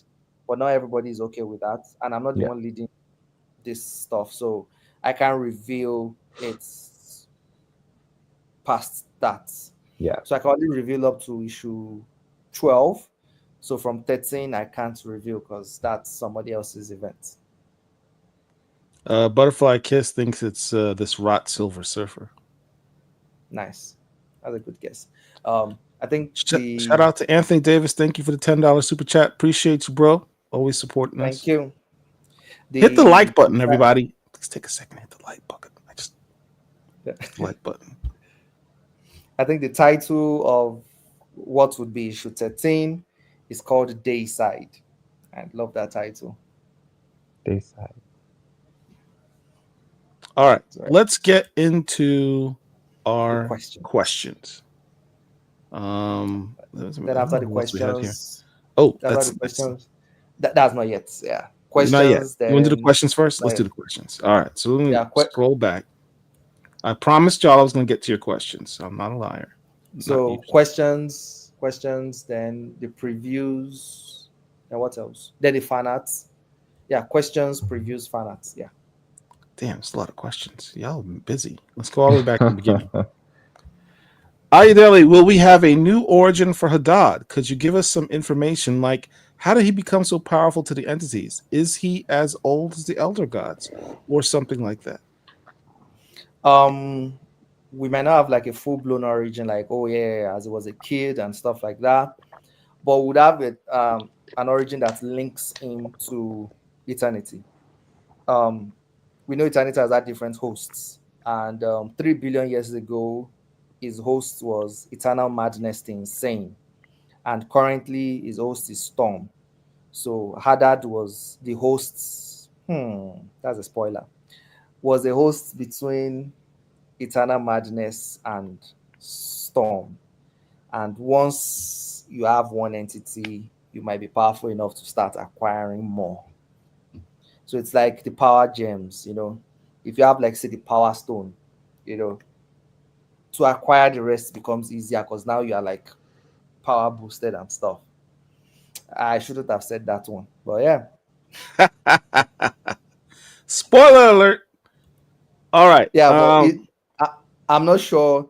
Some elder gods are young, some are not young. It's weird, but all you know is that elder gods are like a race. This is how you know the difference. I think people already know, but let me just say, just in case some people don't know. Elder gods, how you know? Elder gods are giants. They are big. So they are that race. Elder gods are big, and gods are small. So, and I think most of the gods, if not all, were born by an elder god, but not always. Some gods are just existed. So, but they are a different race of people, even though one came from the other. So I don't know which one is older or not, but they are a different race. So I know people asking about, oh, how is Hadad the first storm god if Tyrannos is saying he's the first? But Tyrannos can say he's the first because it's a different race entirely. Hadad is a god, so he is the first of the thunder gods. He's not saying he's the first person to control lightning. He's not saying he's the first person to he's just saying he's the first thunder god. Tyrannos is not a god, he's an elder god. They are different race, and you can see it by his size. He's big like Gaia and Oshtor and all those stuff. They are giants. They are not like normal human size. Shout out to Marwan Williams. Thank you for the $10 super chat, sir. Appreciate you. Yeah. Murewa, was page 1 inspired by Dabi from My Hero Academia, the fire, I mean? No, not this time. It was inspired by something else. I think someone got it online. The page where Storm was hit against the wall is inspired by Free Reign. When they were in the dungeon, and Free Reign and apprentice, I don't know, I've forgotten her name, had to fight this dark clone of Free Reign, and she was smooshed against the wall and stuff like that. That one is inspired by it. There was another anime reference there, but I've forgotten. I had so many of them that I end up forgetting, and because I read them like so far back. We got another super sticker, so they get priority in the questions here. Mr. Ayodele, I want to ask you from last stream. I discovered you from I Am Iron Man Comics. Fun comic. Is there anything you'd like to Thank you. share? Iron Shogun. Oh, thank you so much. I appreciate it. I am Iron Man. Yeah, it was very fun. I love writing Iron Man. You can see him cracking jokes in this issue too. Um, that's one I had a lot of fun working on it. Iron Shogun. I Ever since I saw um Brian Michael Bendis, run on Iron Man is one of my favorites, if not my favorites. Especially the first 6 issues of Invincible Iron Man with David Marquez on art. So there was a point that I was fighting ninjas, and then his suits adjust to form like this samurai armor kind of thing. And I was like, yes, I love this.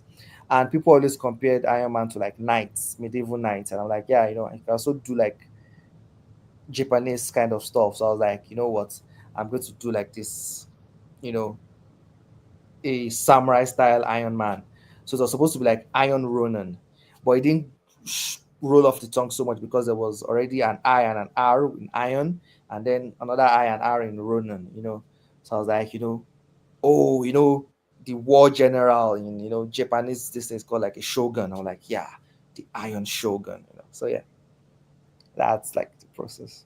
Thank you for the super chat, Butterfly Kiss. Look, Thank you. our producer, Dr. Wizard, is off tonight. So if you don't see all the cool special effects and everything, it's not that we're trying to slack off. It's just that I'm one guy doing like two guys' jobs. So just bear with me. Scrolling back, and you guys had a lot of questions. Scrolling back, give me a second. I'm going as fast as I can. I really need to upgrade this. I apologize. All right, here we go. Did the Bobbit Worm inspire Eenie and Meanie redesign? I think Ini and Mini, I think all our artists have been drawing them differently. Luciano gave them a fresh new redesign, but Mario drew them slightly different. Uh, in the next issue, Lucas draws them slightly different too. I don't know the form they are going to take in the next issues, but I think they keep being drawn different. So I don't know. Um, I I think think the answer to artists, that is because he's Omega powered, they're still evolving. yeah. So I think they start adjusting to Luciano's design. His designs can be very so, but hopefully it will get more stable. But I'm not sure the inspiration yet. Eclectic Is Birdie Nietzsche Luciano's asked, thing. was the fishbowl headed agent inspired by the goldfish character from Umbrella Academy? I was kind of wondering the same thing. Yes, it was. But I wanted a twist to it. Instead of being a fishbowl, it's a baby fetus. He's just so smart. He's so smart that at like I don't know, like a month or 2 months, he's already giving back to society as an FBI agent. That's a little twisted, Maria, but somehow you made that work. Would strength be enough in terms of Maggot to contend with Storm God faction, or will he need other tricks and hacks? Um, Let me just should I give this review? Okay, so in a story by Alex Packnadell in X-Men Unlimited, those Infinity Comics, there was a story where Maggot was separated from one of his slugs for a long time. And that slug just kept eating more stuff, eating more stuff, eating more stuff. They were separated for too long. So when they finally reunite, the slug had to release all that energy all at once into Maggot's body.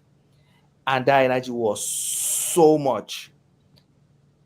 And rather than Maggot blowing up, dying or something, it became huge, kaiju sized. And it's like, I'm jacked. That's why I got up with the jacked up the Reaper. So now, that he can eat things unlimited and his omega level and stuff like that, he can increase his muscle density and size to kaiju size. So you are going to see a maggot that can be as tall as a building soon. So you actually gave a power up to a severe power change and power up to Maggot as well. That's the the funny Omega thing. status Again, is not just a name again, only. no, that's the funny thing again. Just like I'm doing with MAGGOTT too, it's been established already by Alex Packnadel that it can increase in size. So I didn't change his power set. It's still his power set.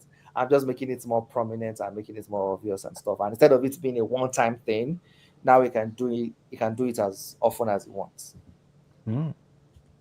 Death Angel asks, on page 1, Storm has shown the coalesce what appears to be a pyrocumulal, I can't pronounce that, cloud when we see heat devastate an area.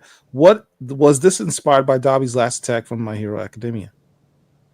No, I didn't even remember. I think it took me a while to watch My Hero Academia the last season. I'm not sure if I'd even written this before I read it. I just watched the last season very recently. Here's a question several people have asked. Is this a stretch, or is there a correlation between Storm being dubbed the Hadari Yao, Walker of Clouds, and the Hadad? Is there a correlation between those two? I think I saw this too. Yeah, I know creators should always take, how do you say this? When you like take credit for everything, but honestly, I think it was just a good coincidence, which I like. That Adari and Hadad sound alike. It's a weird That would coincidence. actually be a question for Ty Nisi Coates, who was the one who came up with Hadari Yao and Black Panther. Yeah. All right. Oh yeah. I chose Hadad because it's the first Storm God. Yeah. A collective burning each. Murewa, will Wolverine show up at any point since he was instrumental in defeating Hadad during his last appearance? Yeah, I think that's a good point. Not this time. Even if he did, I wouldn't say it because it will spoil Thunderwall. But not this time. Wolverine is still busy with the Uncanny X-Men. I've seen all the Wolverine and Storm that I wish to see. That's just me. Will Aurora have I spit on your grave moment with the gods that wronged her? Oh, that's a spoiler. Read Thunderwall. Read Thunderwall. There you go. So if Storm is facing Hadad, are getting Eternity, Godhead, Magic, and her new powers from Life Dream all in one? Man, even that won't be enough to stop Hadad. Sorry. Wow. Okay. I think Thunder War is going to be bloody as hell. D the Angel question: where is Storm's head in this scene? Does she mean never be vulnerable enough to die again, or is there some nuance that is all emotionally encompassing? That's when she was gearing up to go face. Yeah. Yeah, it's the never again was not for her death. The never again was not for eternity. The never again was for what the Thunder Gods did to her. They put her in a situation where she had to cut. It's basically like self-harm. Storm is not someone that believes in like self-harm. So they made her cut her hair. They made her harm herself. So it's like she doesn't want to ever be put in that situation ever again. And she Storm takes her hair very seriously. Yeah. So it's her like never again. Nobody's ever going to put me in that situation where I have to hurt myself to save my life. Is one of those never agains for the Grand Menace himself, Eternity? Oh, Eternity. She got smoke for Eternity? Right now, Storm doesn't know about Eternity yet. Oh. Storm doesn't know about Eternity. Storm knows something is taking over her body. Yes, but Storm doesn't know Eternity yet. Oh, so okay. So I think that's where a lot of people. We've not just trust me. Like in issue 1, we saw Eternal Storm. We didn't see it again until 4. It's not happened on page, so don't worry. Don't make assumptions. Storm doesn't know about Eternity yet. It's going to take a while before. All she knows that something is taking over her body.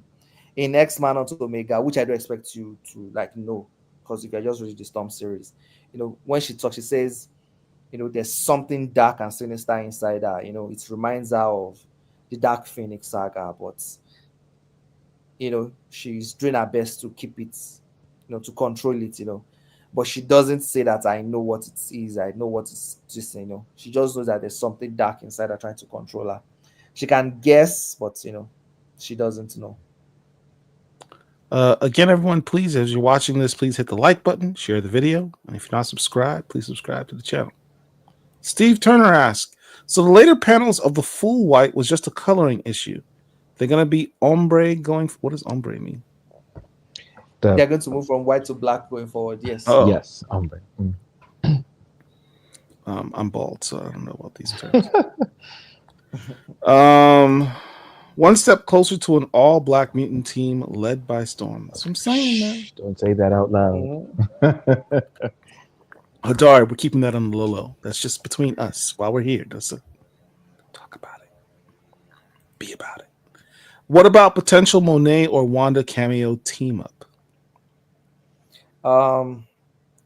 Like I said, the original plan was, Wanda and Storm, all of them to team up to beat Hadad, but it might be more of cameo this time than an actual team up. But we should see her. I hope it's greenlit, but we should see her. Yeah, Wanda definitely needs to show up to explore that mystical side that started in that Scarlet Witch #2. Yeah, that's the Hadad thing. The story arc after Thunder War.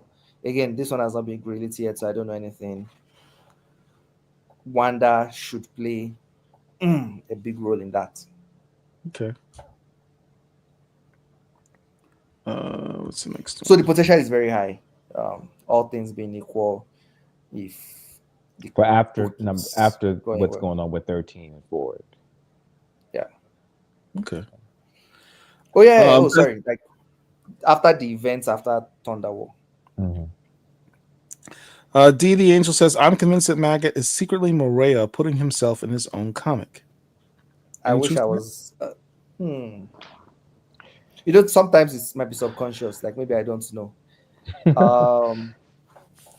Let me think about it.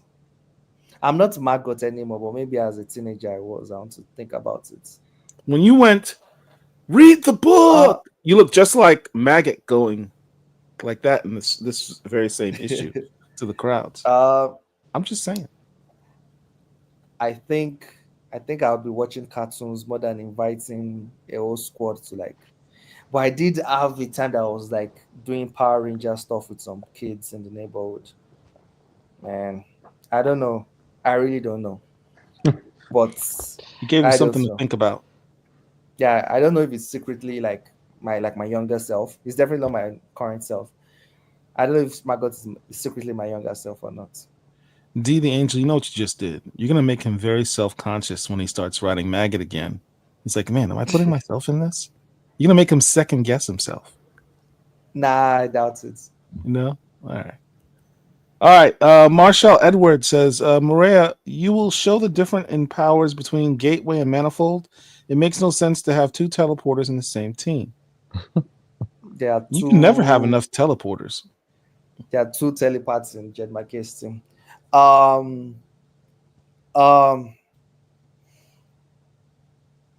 Sometimes there's power sets, sometimes there's relationship. I want Gateway there because of the relationship that Gateway has to Manifold. And I also want MAGGOTT to benefit from that relationship too. Like I said, I want a positive black male role model, and that's Gateway. I think Gateway might be the best black person in the Marvel universe, if I don't know. Is self-composed, is not the best in everything though. It can be too non-ambitious. So if you want to succeed in life, maybe Gateway might not be the best role model. But when it comes to like emotional, being at peace with yourself, Gateway might be the best person, especially in this age of chaos and everything. So I like what Gateway stands for. That's one. Then two, Storm is making some moves, and picking Gateway and Manifold too is also a big move. She just monopolized the two most powerful teleporters in the Marvel universe. Yeah. Gateway and Manifold are the only two teleporters, I think. Oh, I think there's one guy that Jed McKay introduced in this thing. There's also But John Wraith. I know, but Gateway and Manifold can move not just through space, they can move through time and through universes. Yeah. So if you wanted to go to the absolute, to the ultimate universe right now, Gateway and Manifold can take you there. No other teleporter would. That seems very spoilery considering the ultimate storyline coming up. No, I'm not involved in that, so I don't think it's spoiler. But they might use him. For example, in Uncanny X-Force, when they lost every way of getting, when they went into the age of, Apocalypse, and they were stuck there. There was a seed that was supposed to take them back, but something happened. They had to find a way to find Gateway. Because Gateway was the only that could send them back. So Gateway is not limited by that. So there's a reason Storm chose Manifold and Gateway. For example, she suspects that she has an entity within herself, and Jean Grey is the only person that might probably understand what she's going through. That was the original plan anyway. And if anybody, Jean Grey could be anywhere. Jean Grey could be in another universe. She could be in 10 galaxies away. She could be anywhere.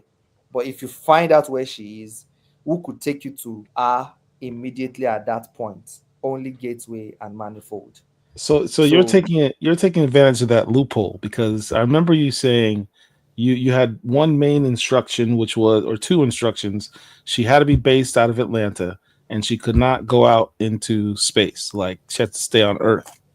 And you're like, well, we got all this cosmic storyline. So your workaround is, all right, I can't send her to Jean Grey, who's out in deep space, but I can bring Jean Grey to her with the teleport. She might even go to Jean Grey, but you can't do like the whole she's been traveling for like 3 months because she had to go to like the farthest reaches of the universe, because the Marvel universe is very big. Yeah. So it can't be like, huge long travel. It has to be like almost like immediate kind of thing. So who can do that? And that's Gateway and Manifold. And then this one is not spoiler, but it's a tease. Different storm gods have their own realms. You have Asgard. How do you get to Asgard? Who knows the way to Asgard? Who knows how to get to Asgard? Shango has Orun, the Amatsukamis, that's the Susanoo, they have their own realm. I've forgotten the name in Marvel. They all have their own realms. If she wants to take down those gods, she needs a teleporter too. One that can go to all those different realms. And you can see, and you can know that they are getting ready for battle. That's the first thing. Because of what Manifold says, saying that, the battle to come. So yeah, so that's the thing. Gateway might not take part in the battle, but you can. Manifold knows all those things, but Gateway might be the one to say, that location, you don't know it. I kind of know it, so I'll tell you where it is. Just do this, do this, do this, do this, do this. Yeah. So having both of them there is like serious OP stuff. And I think people don't even know. People accusing me of OP stuff think it's having Manifold and Gateway on the same team. That's the OP stuff. Not being immune to telepathic control. It's not having two teleporters, it's having Gateway and Manifold. People don't know how powerful those two are when it comes to teleportation. Having those two, it's game over. So, all right, JL asks, if Eternity created the storm gods, are gods or beings with power of space aspects of Eternity? Everyone is an aspect of eternity. That's the entire concept of eternity. Eternity is a culmination of everybody and everything. So we're all aspects of eternity. Maria, could Fat Cobra be a potential mentor for Maggot since consumption of abnormal things are in his skill set? That's nice. I'm still trying to be careful how I expand the group. For now, even though it has nothing to do with power sets, it's still kind of looking up to gateway. Was Atlas Jericho AJ Carmichael from Umbrella Academy for Johan from Hellboy the inspiration for the dude with the fetus and the fishbowl head? I think you answered that. Yeah, that was this guy from the Umbrella Yeah. Academy. All right. Is Mario Santoro the artist in Afro Latino? I think he's Italian. He's Mhm, Italian? Okay. mhm. He's probably one of the dark Italians. So, Oh, I have no idea. Uh, D the Angel question: will we see Jenny get to be curious about Storm's new upgrade and get to see them train a bit?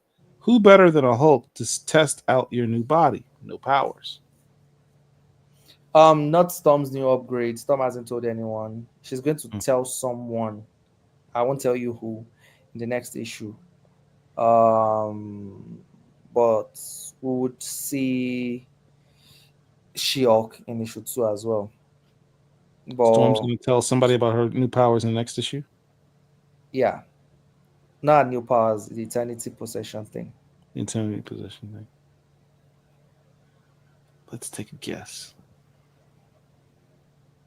It's got to be somebody mystical like Doctor Strange or Doctor Voodoo, I would think. Hmm, we'll see. It won't. The only logical choice would be T'Challa, and that's not going to happen. Sure, it can't be Shuri because Shuri's more of an engineer. She doesn't know anything about that. She's not even around. She's not even around. D the Angel, when did they have time to make, and will we get to see the idea of how it came to be? Where did Storm get this idea? I think it's probably referring to the Storm Storm Sanctuary. Sanctuary. Yeah. Storm got this idea from Krakoa. That's basically Krakoa. But it's just she wants it to be able to move. She wants to be able to take it anywhere she goes with her. She's always had a team as a backing and everything. Now she wants to be able to go wherever. That's why she has all these licenses and everything. Probably inspired by the Avengers' Impossible City as well. But she wants to have a place to go and know that, if there's a devastation here, I stay with you. Um, another thing that probably gave her the idea is a time in Cairo when the war in, I think, in the Suez Canal, whatever, bombed that place. If there was a storm sanctuary, she would probably be living there till she got back on her feet. You know, stuff like that. So when there's a devastation, when there's a distance, she should go there, and So yeah, so it's locked into everything about her history, from Krakoa to how she became a urchin girl in the streets of Cairo and everything. And the time to do it, when you have like those three badasses, I don't think it's serious.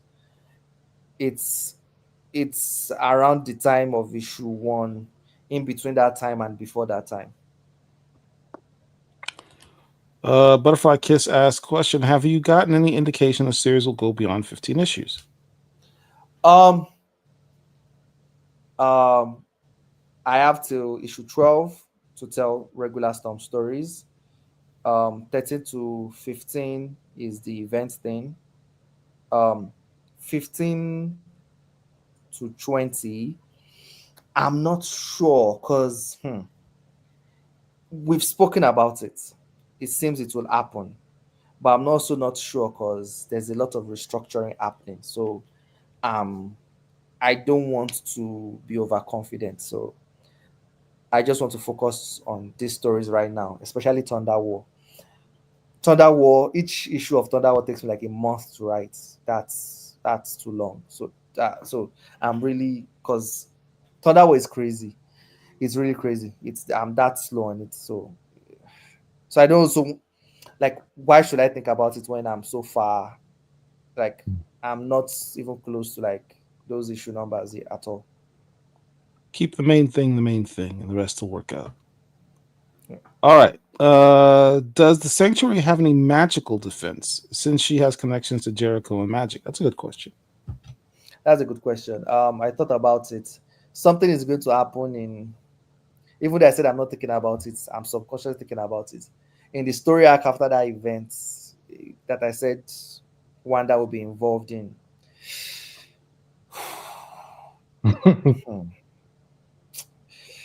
Ah, it doesn't have a magical defense, but she has somebody on speed dial. Let me say it that way. Okay. I wonder who that could be. Question: will we get to see Storm seamlessly implementing what she learned from her first flight with the T Pantheon against them? I need to see her physical and elementary combat like she's Aang. Is she gonna go Um, Super Saiyan Last Avatar mode with the Thunder Gods? yeah. Like if you've been noticing, she's been even the plot, everything they learn from previous issues. It might just be very subtle sometimes. Like even the ice breath and different stuff like that. She might not use what she learned from the storm gods against them, but she might use it against somebody else. But we would see different stuff like that. It's going to be cool. It's going to be very cool. Imposter says Storm claims to the FBI that she is not being controlled, but it's obvious to the readers that the Eternity takes control of her body. Does she know Does she know her about being controlled? Does she know she's being controlled? She says she can't be telepathically controlled. Eternity does not telepathically control her. It's much more different. It's a different type of control. This telepathic control is external. Yeah, is external control. This one is internal. It's possession. Yeah. Yeah. Let's see. Do we have any other questions here? Like no amount of firewall and static electricity in your brain can defend you against being possessed by, let's say, a demon or an entity or anything. It's different. And when it comes to Storm addressing this, again, it's issue 9. Sorry, I'm looking for more questions here. Someone's asking, do you read God? Yeah, I read Gods. Does Storm have the power of the Eternity Mask dormant within her now? Eternity Mask, to the best of my knowledge, is like kind of grants you the power of like eternity kind of thing. But I think it's like subpart to the whole fact that you actually have eternity inside you. You know, it's like Juggernaut and Sitarak. You know, Juggernaut is like an agent of Sitarak, but this one you are fighting Sitarak itself. So Storm is eternal. Storm, she's kind of eternity too. So it's way more badass and way more powerful. All right, last question. Eclectic Birdies. Would Latuka's inclusion make things too easy? She could tell Aurora that Eternity is piloting her. Like Tuka has a little cameo in the next issue, but I don't want to overblow the cast, so I might not be involved in like Tuka. I have another person or people that we'll see. We'll see. Are there any gadgets or trinkets that T'Challa has specifically crafted for Storm? There's one that I have in mind, but again, I'm gradually revealing them. So yeah, sometimes I even forget some of these things. So when the person was saying T'Challa hasn't built anything that worked, there's something that worked, but we'll reveal it in the future issues. There's something Storm has been using that's actually worked that was by T'Challa. He's telling us to sit tight, Cult of Bass members, fellow Cult of Bass members. All right. All right. Oh, geez. One last question. Team up issue coming up? It's all been team up issue. It's going to Thunder War. We'll see a lot of characters. There's going to be Galactus, Silver Surfer Suits, Eternity, the Thunder Gods, Hadad, yeah, Oblivion, all everything, So yeah. Thunder War sounds absolutely epic. Yeah, it's really, really epic. All right. That's it. That's everything. Thank you all for being a very, very involved chat. Antoine, always a pleasure, sir. Maria, just keep doing what you're we doing, can't man. forget our previews. Oh, snap. That's right. Oh, See, this is why I need a previews and fan producer. arts. All right. I apologize. It's about to wrap the whole thing up. What Yeah, so is this? that's shock. That strong guy hitting Shiok in the face. Wow. And green blood splattering everywhere. Let's make this out big. There we go. These are previews for issue number 9. Sneak peeks. Sneak peeks, exclusives. Where's my exclusive thing? Do I even have that? This is why I need a producer. Why do I let Derek go on vacation? It was the next. What's the next panel?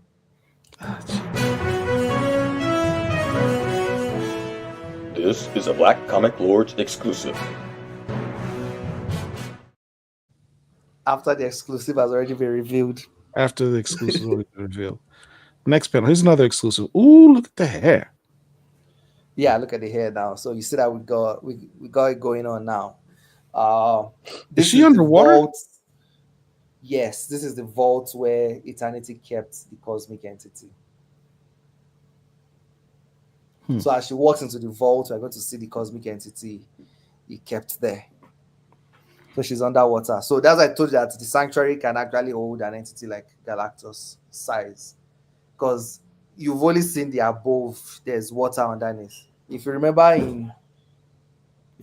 in issue 1, she was in issue 2. She was cleaning the fish tanks. Yes. Mm-hmm. So yeah, so there's underwater. She was cleaning the aquarium kind of thing. So there's underwater where the aquatic life lives. So it's where it's, and hippos also need the water. So it's where the aquatic this thing lives.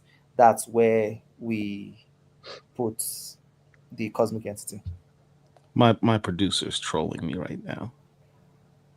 I don't know why he has time to chat, but he can't come on here and do his job.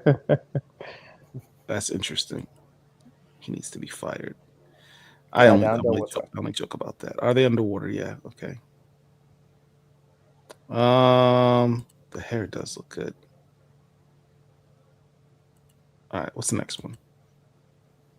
Told you guys. What the devil? Yeah. What is that? So the interrogation in the next issue gets crazy. So now that Storm said she's immune to telepathy and all these things, that okay, we need to be able to know when you're saying the truth or not. So you have this huge biopunk device that will tell when she's telling the truth or when she's lying. So this is that device. It's biopunk and cool and stuff. So we're going sci-fi and seriously crazy with this, Wow. Pericles, is the alien Fed trying to shoot his shot? Nah. He's attaching those slugs to our fingers. Yeah, it's not that of a shot, man. And it's slimy, So it's that being by the left that has all the fungus going out of it that now says true or false anytime she lies or says the truth. Yeah. It's a corpse, by the way. It's dead. Very Last of Us. Yeah. Wow. It's crazy stuff. All right. So those are our exclusives. Here's some fan art from Ryan Oakley Art. Oh, Jeff Dakau even liked it. Wow, look at that. It's big ups. That's dope. There's a lot of talent out there. Mm-hmm. Storm looking thick too. Shut up. All right. Olivia, Storm, I just finished drawing my first comic issue. If I could tell 16-year-old me, she would have straight up imploded from happiness. Look at that. Nice. Gorgeous.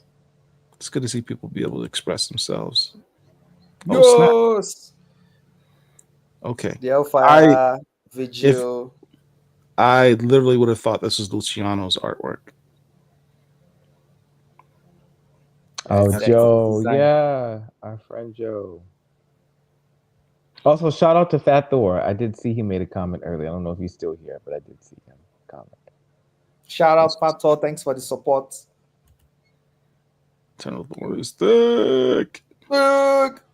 It's not just me. She has all the universe in those ties. Rhythm. Eternal thighs. Oh God, I just get the feeling Murewa is going to slip that into one of these issues one of these days. She's got all the rhythm in those thighs. All right, so that's everything. Is that everything? I thought we had more fan art. No, that's all that our producer, who has time to be in the chat but doesn't have time to do his job, loaded. Oh no, we missed. Okay. Let me see what. We're sorry, guys. We'll try to add more next time. Let me. I thought we had like 10 at least, if not 50. I do have this to share though. Murewa, why don't you talk about this? What is this? Oh yeah, this is a Carry On. It's an anthology. Currently, I think it's still live on Kickstarter. It's a group of African creators coming together to tell stories about the immigration experience. And I have a short story also here, like the Jew color, everything. It's crazy stuff, So it's live currently on Kickstarter. It's already funded, so like you don't have to be worried that will it be funded. It's already funded, so if you're interested, you can also like support to grab. Can you still get it on Kickstarter? Is it if it's already funded? But it's still active. Okay. Gotcha. So here's the Kickstarter information for anybody who wants to support Murewa and these other creators in this anthology book series that's coming out. That's dope work. Let me see what else we have here. I think, give me a second.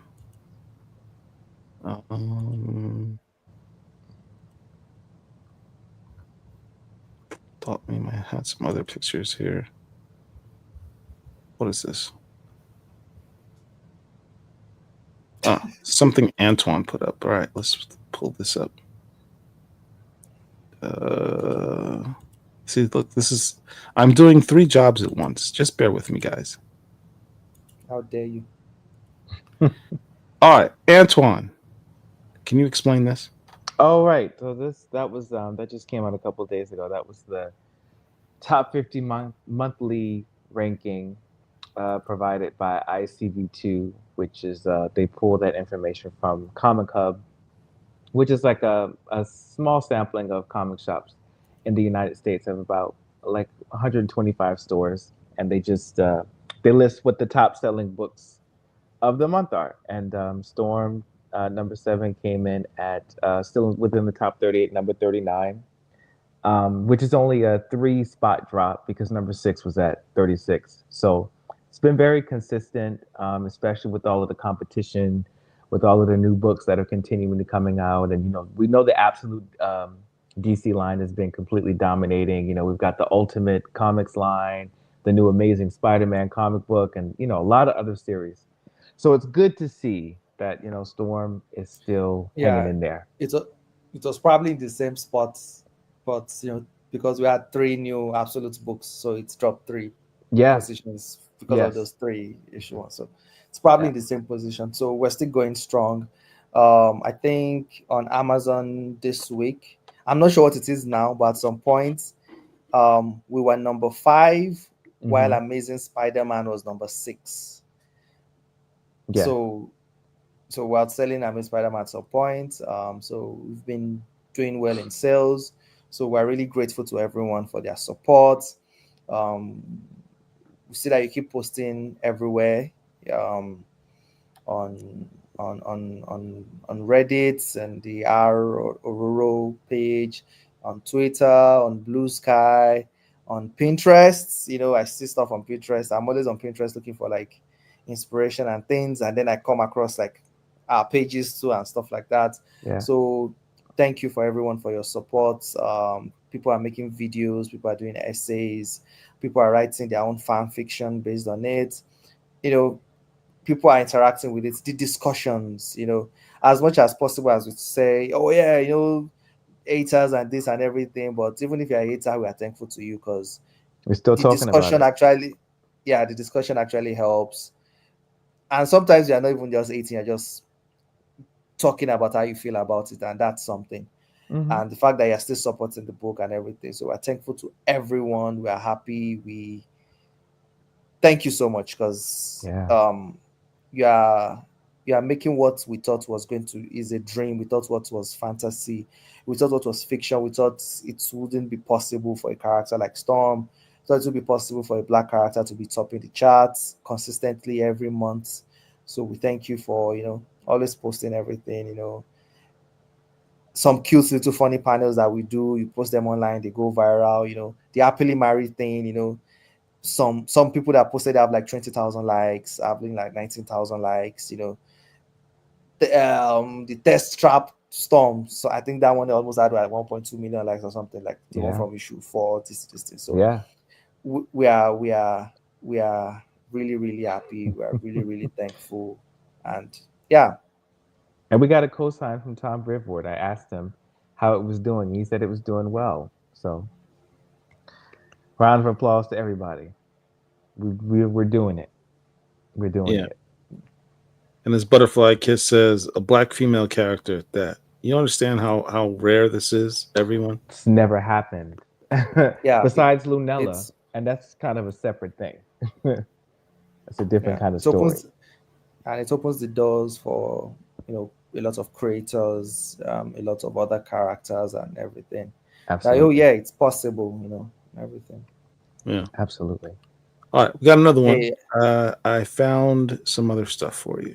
So let me present that. Like, look at the variant covers for this upcoming book with T'Challa and Storm. What's the title again? The World to Come. Yes. The world to come. Look at all the variants. They have confidence now that yes, Storm and T'Challa book is going to sell. They are doing variant cover of Storm there and all the stuff. So it's boosted their confidence and everything. Lucas T'Challa forever. T'Challa forever. How dare you? What about Dr. Voodoo? What about Shango? What about Wolverine Dr. fans Voodoo out there? needs to get back with Scarlet Witch. Shango is a possibility, but I think that's her relative, so that's a little weird. By the way, yes, there's Thor shippers too. People loved when they saw Thor and Storm together. But that's also cousin. That's family. That's just weird. That's just weird now. Besides, they got kind of a cool big brother, little sister vibe going on. I see them more like that.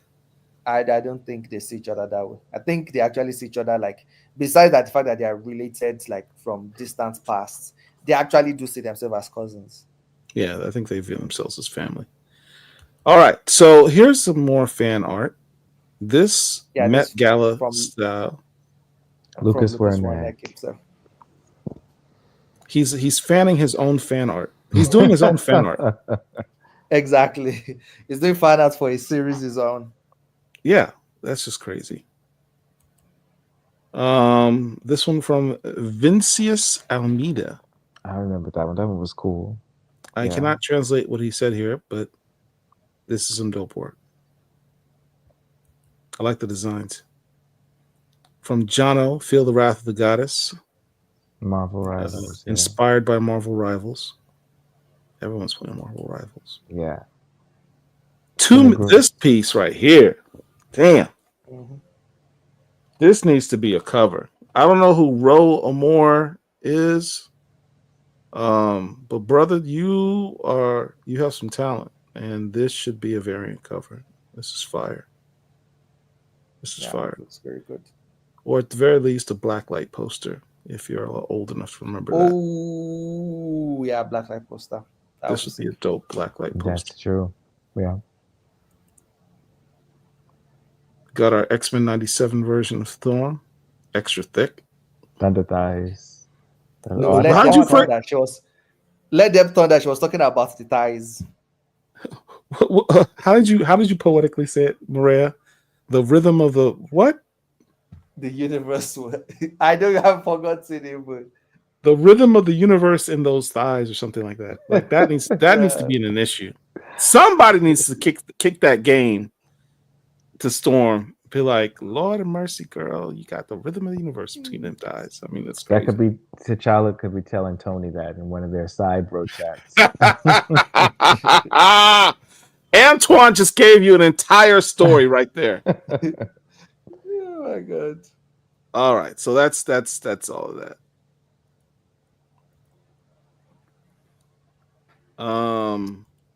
Does anyone know Sun Girl? Of course we know Sun Girl from the Warriors. I'm not certain what the context of that is. That's good. Here's one question I want to ask before we go. Yeah. Which actress would you choose for Storm? Oh my god, Dr. C sent me this recently. I don't have any preference, like I said. I'm the animated series person, but Dr. Akpati sent me one person that's as I think is Deborah something. Ayodele, I think. So. Yeah, she was in that series Them on yeah. I've been championing for her for a long time too. I think she really has the look and the personality. Just she looks like Storm. Deborah, let me pull it up. Yeah. Let me see if I can say it. So I know I've heard that name before. Ayodele, there she is. I think I know exactly who you're talking about. Yeah. But personally, I'm more of a cartoon person because I want Storm to like look like Storm. Like I want her to be tall, to be muscular, to be everything. 37 years old. She's only 5'3". That's the thing. She's too short. Nope. Yeah. She's too short, man. Too short. Beautiful woman, but she may also to be too old. I'd like for when they cast Storm, for them to cast her as young as possible. Yeah. That way you can get a lot of films out of her, a good 15 years of films. Yeah, I agree. So, yeah. Okay, all right. Said you replied in the chats. What? Is Jodie Turner-Smith. Yeah. That's my number one. But that was my number one from 10 years ago. Now she's getting aged out as well at this point. Yeah. Somebody said Kiki Lane, who was in Sinners. Kiki, man. Yes. She's younger. She's 27, I think. Something like that. Kiki Lane could do it. The sister who played, she was on Black Lightning in the final season. She played the new Lightning. Oh, I know who you're talking about. I can't think of her that name. sister could do it easily. She's got acting chops, dark skin, tall, very young, perfect casting. But the thing is now is let's hope it's good writing. That's the point. Right. Jamie Lawson from Sinners. Yeah. Because we don't even know if the previous Storm actresses are good versions of Storm or not, because they didn't even have the script to showcase that. It's because they haven't asked you to write it yet. Ooh. I mean, yeah. All right. So until Doton's here. Hi, Doton. What's up, man? All right. So, thank you for being with us tonight, Murewa. Always a pleasure. Thank you for having me. Yeah, I appreciate you always hosting us. It's your show, man. It's your show. I just show up and click the buttons. Antoine, and thank me for hosting you. Thank you for allowing me to host you. Antoine, keep doing what you do. I've been keep trolling off Murewa's back so we can go back to Twitter someday. I think after 30 days, if you don't log in, it deletes it, and I'm not sure. I think the 30 days might be up already. I don't even know. Who cares? Just go to Blue Sky. It's much calmer over there. That's true. I'm seriously like Blue Sky is it, or even Threads to that matter. Some Threads, but it's very Blue Sky's cool. Blue Sky's cool. All right, everybody. Thank y'all for showing up. Appreciate each and every one of you. We'll see you back in 30 days for issue number 9, the beginning the prelude issue for Thunder War. Murewa promises it's going to be fire again. Until next time, Black Comic Lords. Bye. Good night.